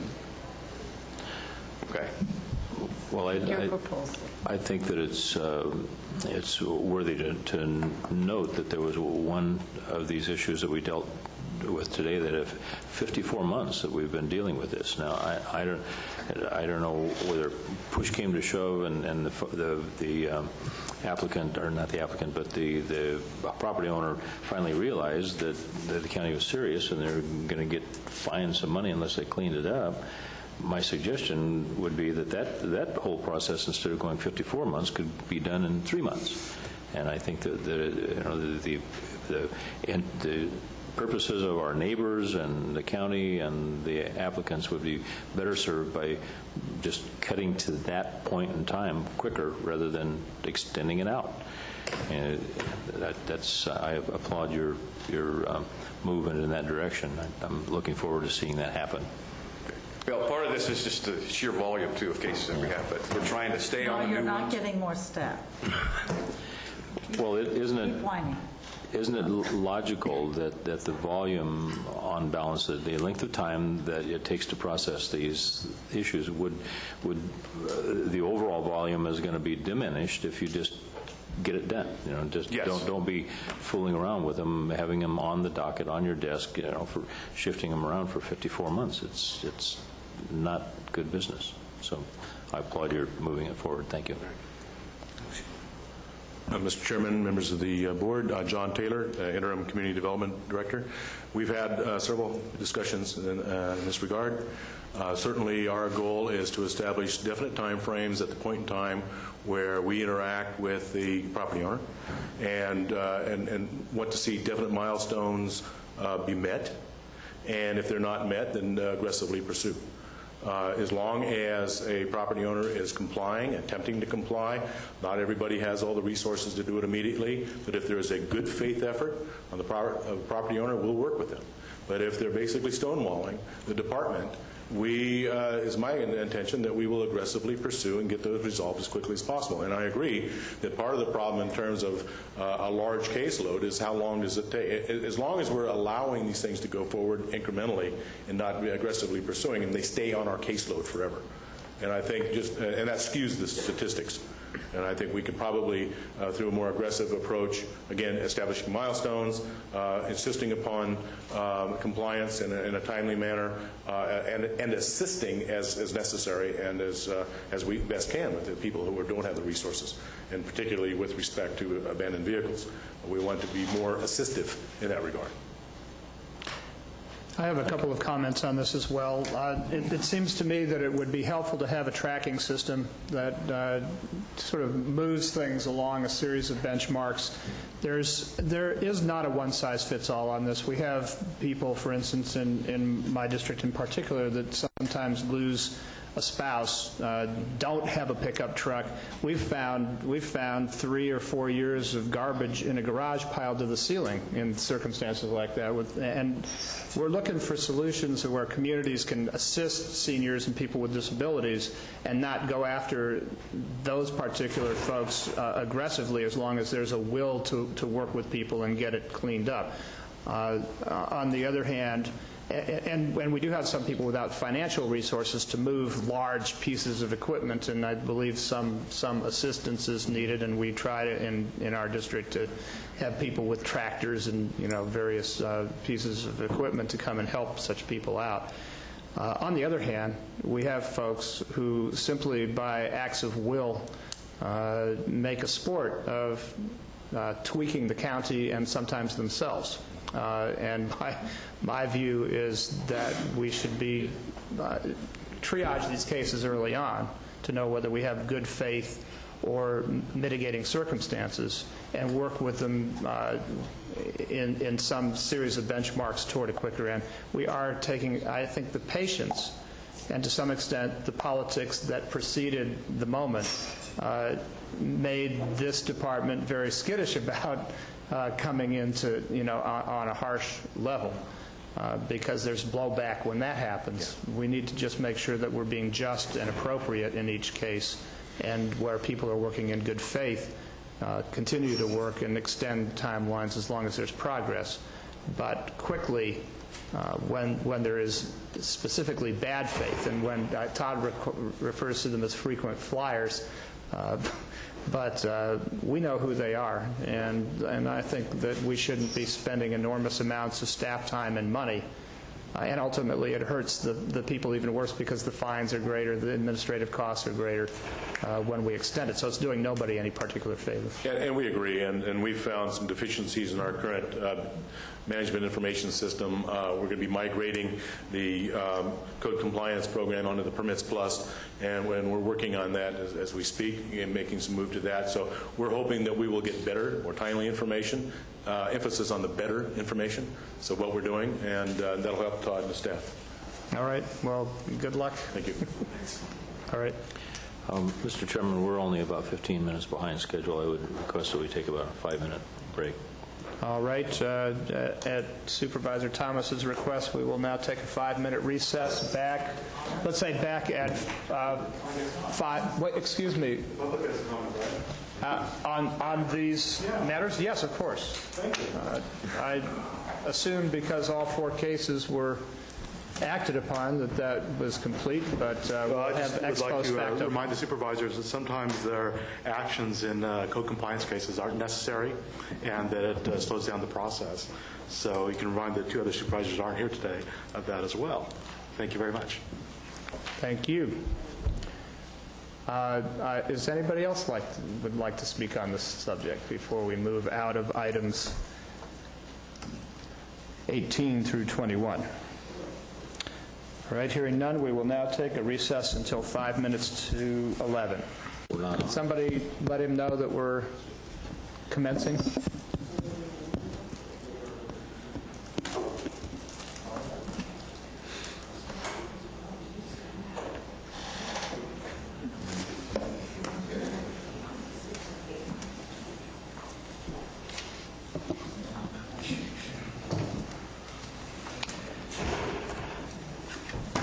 All right, we're ready to continue our board meeting. We're now on item 22. This is a public hearing and possible action regarding establishing Prop 4 fiscal year appropriation limits for the County of Calaveras. This brings our auditor controller to the podium. Good morning, Linda Churches. This is an annual calculation that my department prepares for the board to guarantee to the taxpayers that we are not calling items not taxes that actually are. When Prop 13 limited our tax base, how much we could raise, then Prop 4 put a spending limit so we couldn't call things that were taxes not taxes. Anyway, so your calculation is here. If you look in the resolution does state, according to Prop 111, it created a couple of more methods to come up with the rate. And we put in there just a little blurb that if something becomes more advantageous in the future, that we can go back and just amend the rate that goes forward. Okay, it looks like we have quite a lot of leeway left. Yes, we are, what was that, $16,552,322 under our limit. So we have a ways to go. So our problem is revenue, not We could not use in a the little more. expense side. Taxes and otherwise. All right, Shirley, what's up with that? Just kidding. All right, so we are. This is a public hearing, and so anybody who wishes at this point to speak to this issue is welcome to step forward and make their comments.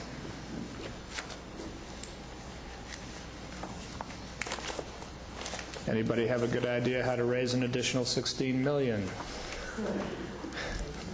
Okay. Yeah. That's Shirley again, but she's not talking today. All right. In that case, are there any questions from the board of our auditor controller?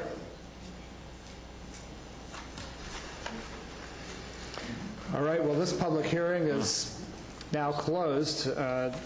Is there a motion on the resolution? I move to approve the resolution establishing the 08-09 GAN limits for the county.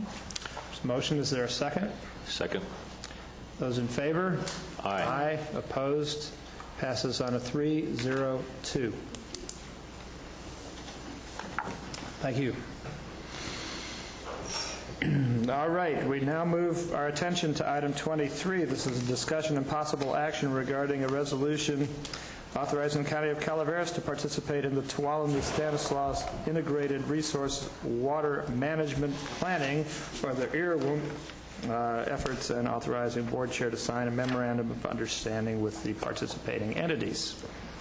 Good morning, Shirley Ryan. Now you come forward. Now I come forward.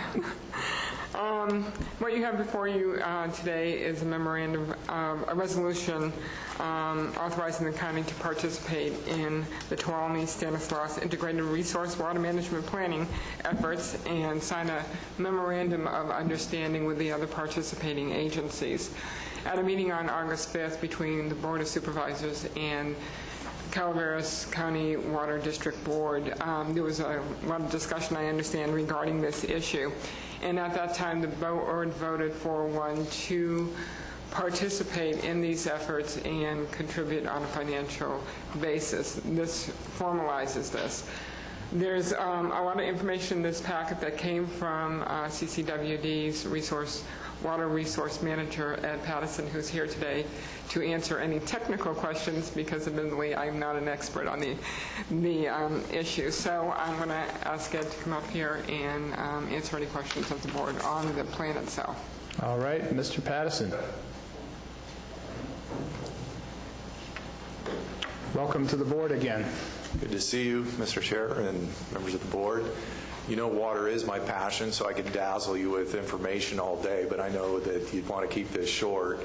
So I'm here just to answer any questions you may have regarding the IRWMs, as you so eloquently put it. How does this tie into the state water plan? Because there's a great deal in the plan about watershed management, and that's one. Two, is it, if Calaveras joins, is it going to be called the Calaveras-Stanislaus Tuolumne, or is our name going to be left off since this is regional? Those are good questions. The state water plan is using the IRWMP process to lead water resource planning throughout the state in the future. The current water plan update has IRWMPs as one of the primary strategic pieces for managing water, and it's becoming more and more important in the statewide water planning efforts. Possibly more significantly from a local perspective is that the IRWMPs are being used by the state to allocate water bond funding. And as you know, Prop 84 has been approved by the voters. There's another water bond on this fall's ballot. And depending on the financial ability to sell bonds throughout the, to fund Prop 84, we'll start seeing some of that funding becoming available in early '09. And from a local perspective, when we're having difficulties coming up with our own revenues to build infrastructure and projects and parks and rec and those types of things, these potential grant opportunities, I think, are not only important, but they're crucial. Yeah, our track record at CCWD is that we've secured quite a few grants in the past, so we have a pretty good track record. We have a good track record of managing these grants. Those play well at the state level, and with these future grant opportunities, we see millions of dollars available to county residents through the county and water agencies working together. So I see it as very important, and it is the statewide lead that if you don't have an IRWMP, you're not eligible for that grant funding. So that's the message on that. That also means, though, we have to come up with local funding for that. Yeah, it's called pay to play, and you have to pay a little bit of money to get in the game, but the hope is if we work together and show that we're really managing our resources in a way that benefits the local area as well as the state's going to recognize that, and by putting in for grants that come along, we'll have a good chance of securing those grants and develop additional funding for parks and rec, water, wastewater infrastructure, habitat restoration, just about anything that's current interest within the county, within these IRWMPs. Your other question, Director Callaway, was with respect to Tuolumne Stanislaus. There's two under this agenda items, there's two IRWMPs. So I know it's a little confusing, and this issue can get complicated quickly.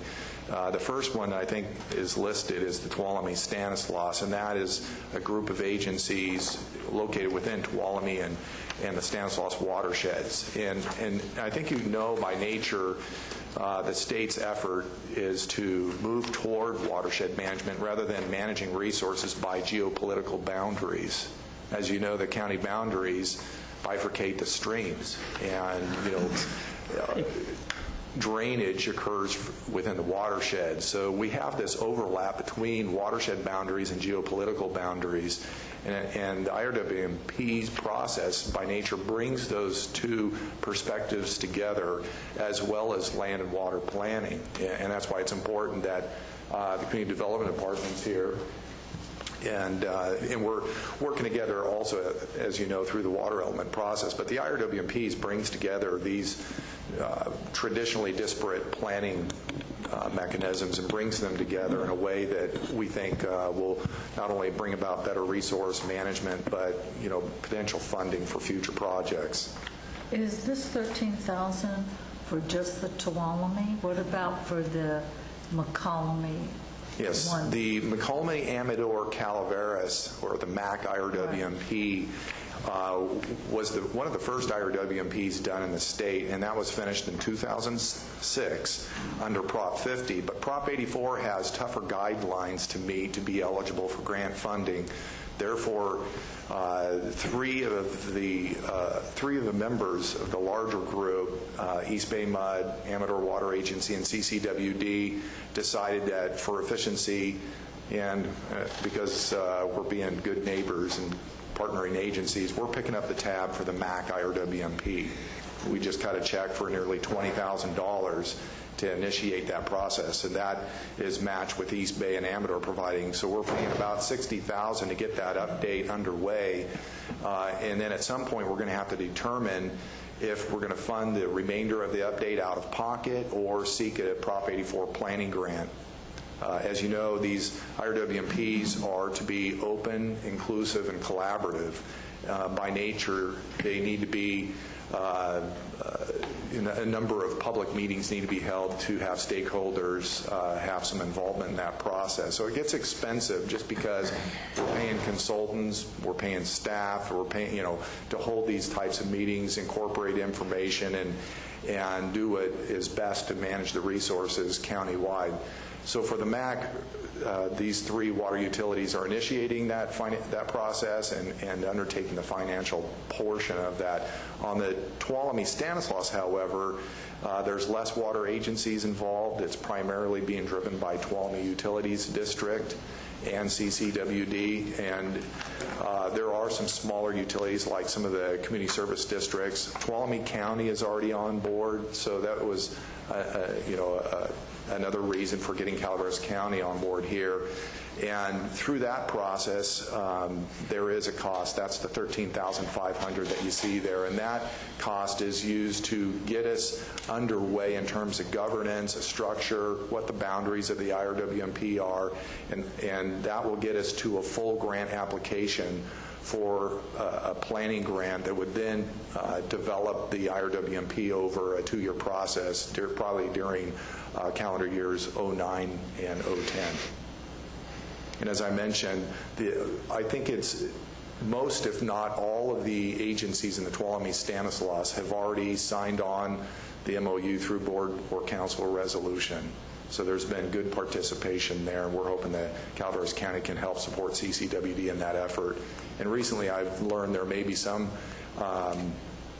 interest by some of the water agencies along Highway 4, so we'll see how that works out.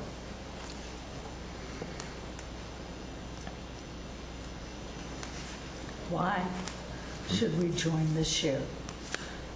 And then, I mean, we can go to the meetings, we can do everything but vote and not pay $13,000. And then wait until next year when you have your structure in place, and then join next year.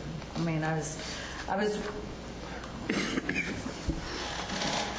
You're touching on a controversial topic. You know, by nature, these are open, collaborative, and inclusive, and but you got to pay to play. There is, you're getting a real fuzzy area, and each local IRWMP can decide how they want to proceed with respect to pay to play, or does everyone get an equal vote? In the Tuolumne-Stanislaus, we've decided everyone gets an equal vote. There's a lot of groups at the table, NGOs included, some that do not have adequate financial resources, so they're forthcoming and offering in-kind services in many of those cases. So they will have an equal vote, but the MAC, on the other hand, doesn't use that approach. That there has to be some kind of investment to have a vote. So for the Tuolumne-Stanislaus, if you decide not to join now, you can still participate. And, you know, my personal opinion, it makes things a little difficult, especially when you have other agencies that are committing financial resources. Everyone has a tough budget. The economy of scale helps. Did the City of Angels, what did they pay? They're one of the agencies along Highway 4 that's considering. So they haven't? To this date, no, they have not. So in this report, which lists all the agencies, it doesn't mean that they've all joined in our resolution. I'd say 90% plus have. All the agencies in Tuolumne County have. What did Tuolumne pay, I guess, would be the what did Tuolumne County pay to? They paid $13,500. Okay, so exactly the same. Yes.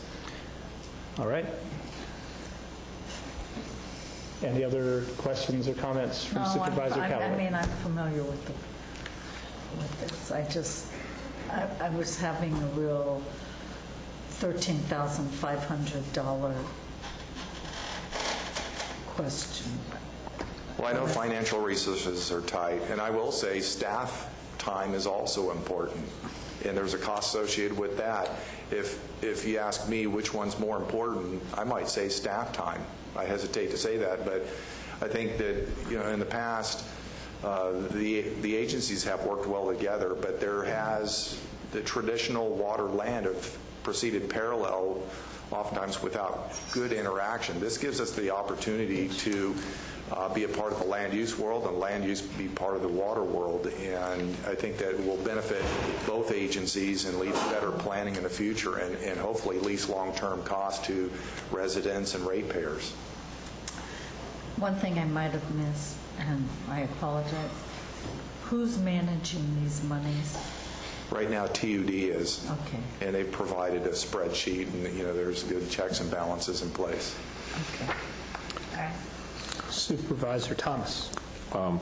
Yes, Ed, there's some discussion in your analysis of this situation that you're requesting the commitment of not only the money, but specifically some identified person within the planning department or CDA. As I was reading through that, the person that I was visualizing in my mind would do it turned out to be on the second page the same person that you identified. So, has anybody? Well, I would like to retract it. The supervisors definitely have the authority to decide who they would like to participate.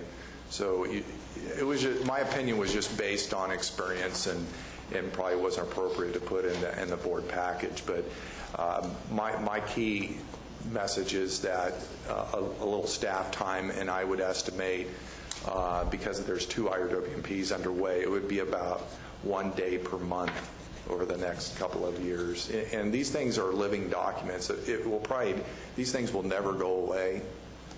So we're looking at, one staff time of 1 day per month on going into the future. So there is a time commitment, and the board needs to be aware of that. Okay.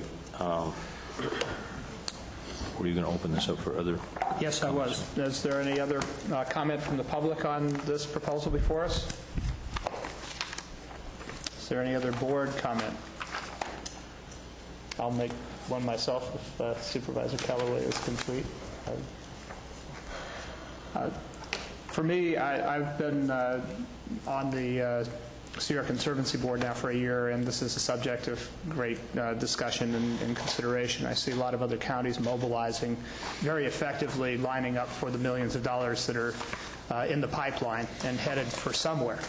It seems to me that we ought to step up, and I know that years ago the county seems to have divested itself from water, but the land use and water connection on our watersheds is absolutely essential, and this kind of planning that moves beyond traditional jurisdictional borders is so critical to any decent outcome.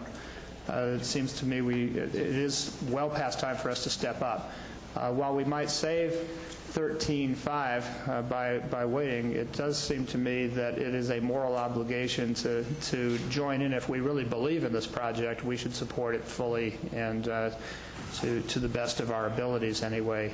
So I'm very enthusiastic about this. I think it's for developing a significant water policy in the watersheds themselves, rather than the balkanized, screwy way we do it now, is the most important. It's the structural approach to it that gives us the possibility of getting it right.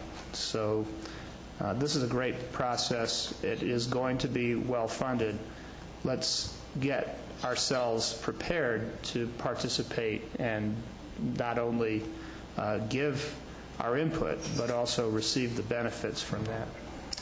Well, I'm going to vote for this, but I have to say it is another way for the state to put the cost onto local government on issues. We have hydrological regions. We've done studies on hydrological regions. I mean, this is the way the state's going, and I understand it, and this is being set up just so counties and agencies, whatever fancy term they want to give to it, will have to pay to get those state monies when we shouldn't have to be doing that. I mean, that's what I think bothers me, because you're right. The state plan has a lot of this in it. It has a lot of it in it because they're putting the cost of this onto local governments. So, well, those are true statements, but this is an opportunity to have local control. Yeah, and it does get us ahead of the curve and gives us the opportunity to set our own destiny with respect to water resources management. And when I say water resources, it's all the above. It's a wide umbrella. It's flood management. It's parks and rec. I mean, there's a lot of things that are involved with these propositions and bonds upcoming. So there's an opportunity to fund a lot of projects throughout the county, and I think that it does bind water and land use planning in a way that hasn't happened in the past. It is somewhat of a carrot and stick approach, but it is an opportunity to do something within the county without the state telling us how to manage our own resources. Well, they just took the CalFed watershed program and made it a statewide watershed program. So, I mean, that's how a lot of this, anyway, Yeah. okay. I do think the opportunity to shape it on a local basis and to be a participant in that is a better idea than having the state impose its abstract projects on us in ways that are both inefficient and not sensitive to local issues that we know far better than anybody in Sacramento, at least usually. So I'm hopeful that this is a small investment for a very large return, and that the return will not only be numeric, but also qualitative. I agree with that, Director Walensky. All right. Is there any further discussion before moving to a vote? I have a question. Since this is taking money out of the non-department expenses, do we need a 4 vote, Shirley? Or can we do it with 3? Included as part of the final budget based on the vote of the board at the joint meeting on August 5th. We included the 13.5 in the budget. But we would need to be unanimous among the 3 of us. Yes. Yeah, you got my vote. I just, being on the state water plan, I've just seen this evolve, and I know where some of those potholes are. It's just transferring the cost to us. Well, hopefully by working together, we can bring some grant money back into this county. It will make it worth your investment. It'll make it worth my vote, huh? However, nothing in the previous discussion should indicate that anybody's trying to buy a vote, I would imagine. I don't know. How much you going to bring? Okay, strike that from the record. Who would like to make the motion on this? I can do this. Okay, I move that the Board of Supervisors adopt a resolution authorizing the County of Calaveras to participate in the Tuolumne-Stanislaus Integrated Resource Water Management Planning. I've heard that referred to as the IR-WIMPY, or whatever that is, but efforts, and authorize the board chair to sign a memorandum of understanding with all participating entities at a cost to Calaveras County of $13,500.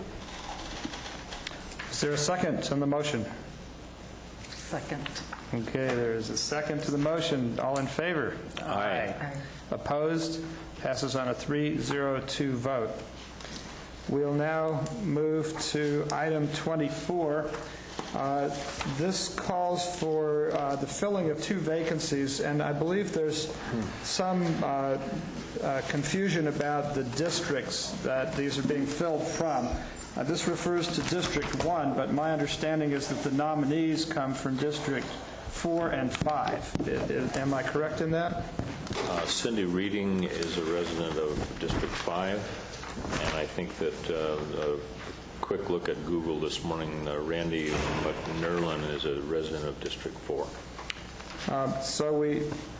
My question actually is whether this was submitted by the supervisor from District 1 and covers District 4 and 5, or whether these have come from District 4 and 5 and are filling those slots.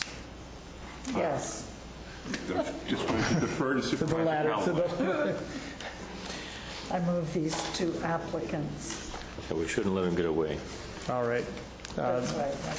There's a motion and a second. Second. Those in favor? Aye. Aye. Motion passed 3-0-1. 3-0-2. Moving on. We have item 25. This is a review of correspondence, reports, and various matters of concern. Let's start with Supervisor Callaway.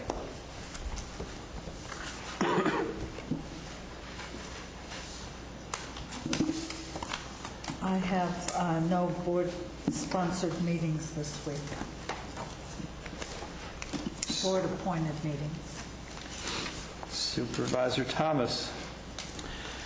I usually take a little departure from just reporting out on board-appointed responsibilities. I just want to take this opportunity to announce to the board that the targeted technology training that I have been talking about for the last month or more, provided by Zero Divide, started last Thursday evening to a full complement of 35 folks that signed up for the initial training session called What's in the Box.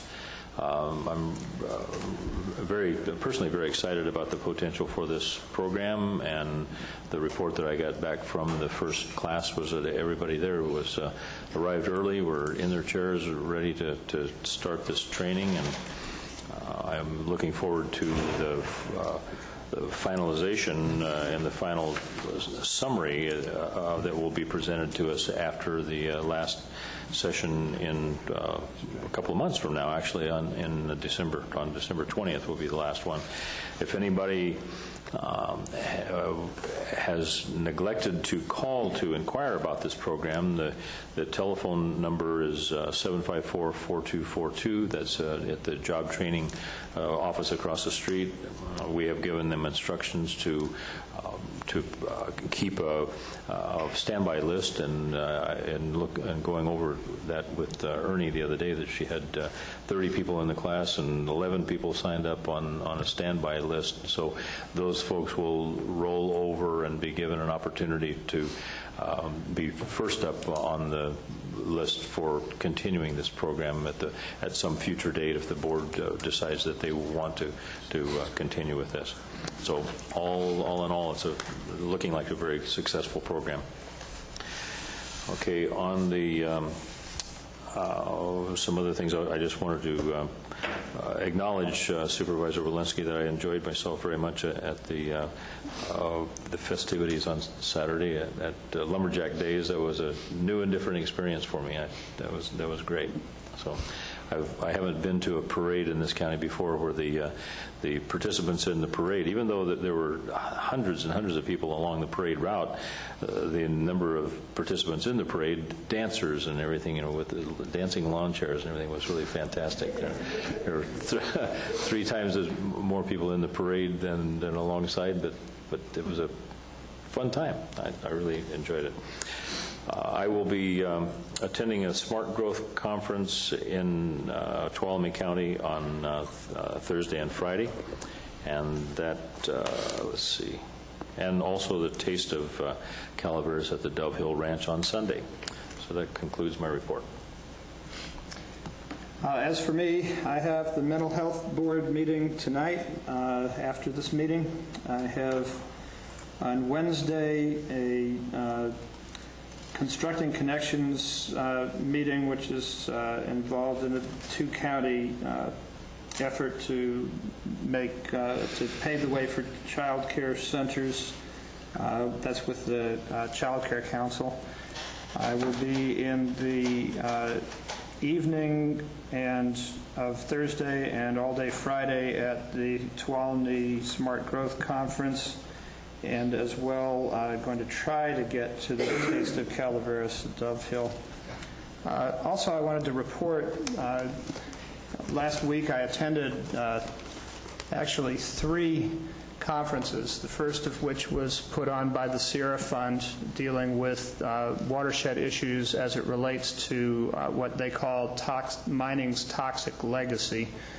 I went from there to the Sierra Nevada Conservancy, in which we talked about criteria for expending $20 million in the watershed areas to improve them in a wide range of approaches. And finally wound up at the Sierra Business Council meeting talking about efforts to create a sustainable economy in the counties of the Sierra Nevada. It was interesting, some of the themes that actually went through all 3 of these and how much effort there is going on throughout the region in trying to address some issues that have long gone unfunded. For instance, it became known during the course of this that what had been a Brownfields Act that covered only urban areas has now been extended to serve rural counties. In particular, there are approaches to cleaning up some of our toxic waste sites and some mining operations that did not have not even been tested in some places. It was noted that Calaveras County has more abandoned mines per square mile than any other county in California, and that we have maybe some things that we need to check into for our own public health reasons. We also, there was a great deal of discussion on the effect and what science is known about the effect of climate change on the Sierra. And there were some rather these were scientists, these were people who were sort of the leading scientific edge of the work going on in California that were actually conducting some serious studies of what's happening to the forests and to some of the Sierra denizens of the Sierra, both human and animal. And the studies were actually rather daunting. There are all kinds of issues that affect water and our own agricultural production, the survival of species, and the range of a wide variety of both trees, plants, and animals. People have often had discussions about what does this mean? Are you concerned, for instance, about the Sierra chipmunk or the alpine chipmunk? Are you concerned about the red-legged frog? And we always get into big arguments about a species and what does it matter if one or another goes out of business. These discussions were not about that. They were about the basic question of whether there will be completely different water patterns coming out of the Sierra for millions of people in California, and what its impact on our economy is going to be, what kinds of things we need to do to prepare and adapt. So the question is not whether a certain species can adapt or go extinct. It's a question of whether our own human species is going to be able to anticipate, adapt, use the science to figure out what to do about it. And I was very pleased to see people of the caliber that I met over those three conferences, and how I would say how refreshingly unpolitical they were, and how the issues of ideology meant nothing in those contexts. Nobody was trying to position or fool or bamboozle or ignore issues. They were dealing with specific, detailed science and asking some pretty hard questions. The last thing I'd like to convey about this, and I think it's important for all of us to think about, is that regardless of how we feel about the origins and nature of climate change, the law in the state of California, and there are two major measures that we need to pay good mind to in our planning processes. And there were many suggestions and some very innovative work going on in other counties, which I hope we'll be able to bring into this one so that we too might ready ourselves for some things that most scientists at this point feel are inevitable and sort of must remedy circumstances. I'll leave it at that, but I would hope that we as a county would be looking closely at this and maybe bring some of these folks in to speak to us. County Council speaks for the county administrator. Nothing here. And our clerk? Nothing. Well, this ends this portion of our meeting. We have two closed sessions and a study session this afternoon at 1:30, which will happen in this room, which involves the local hazard mitigation plan, something that I would hope would be of interest to some of you. This meeting is now adjourned.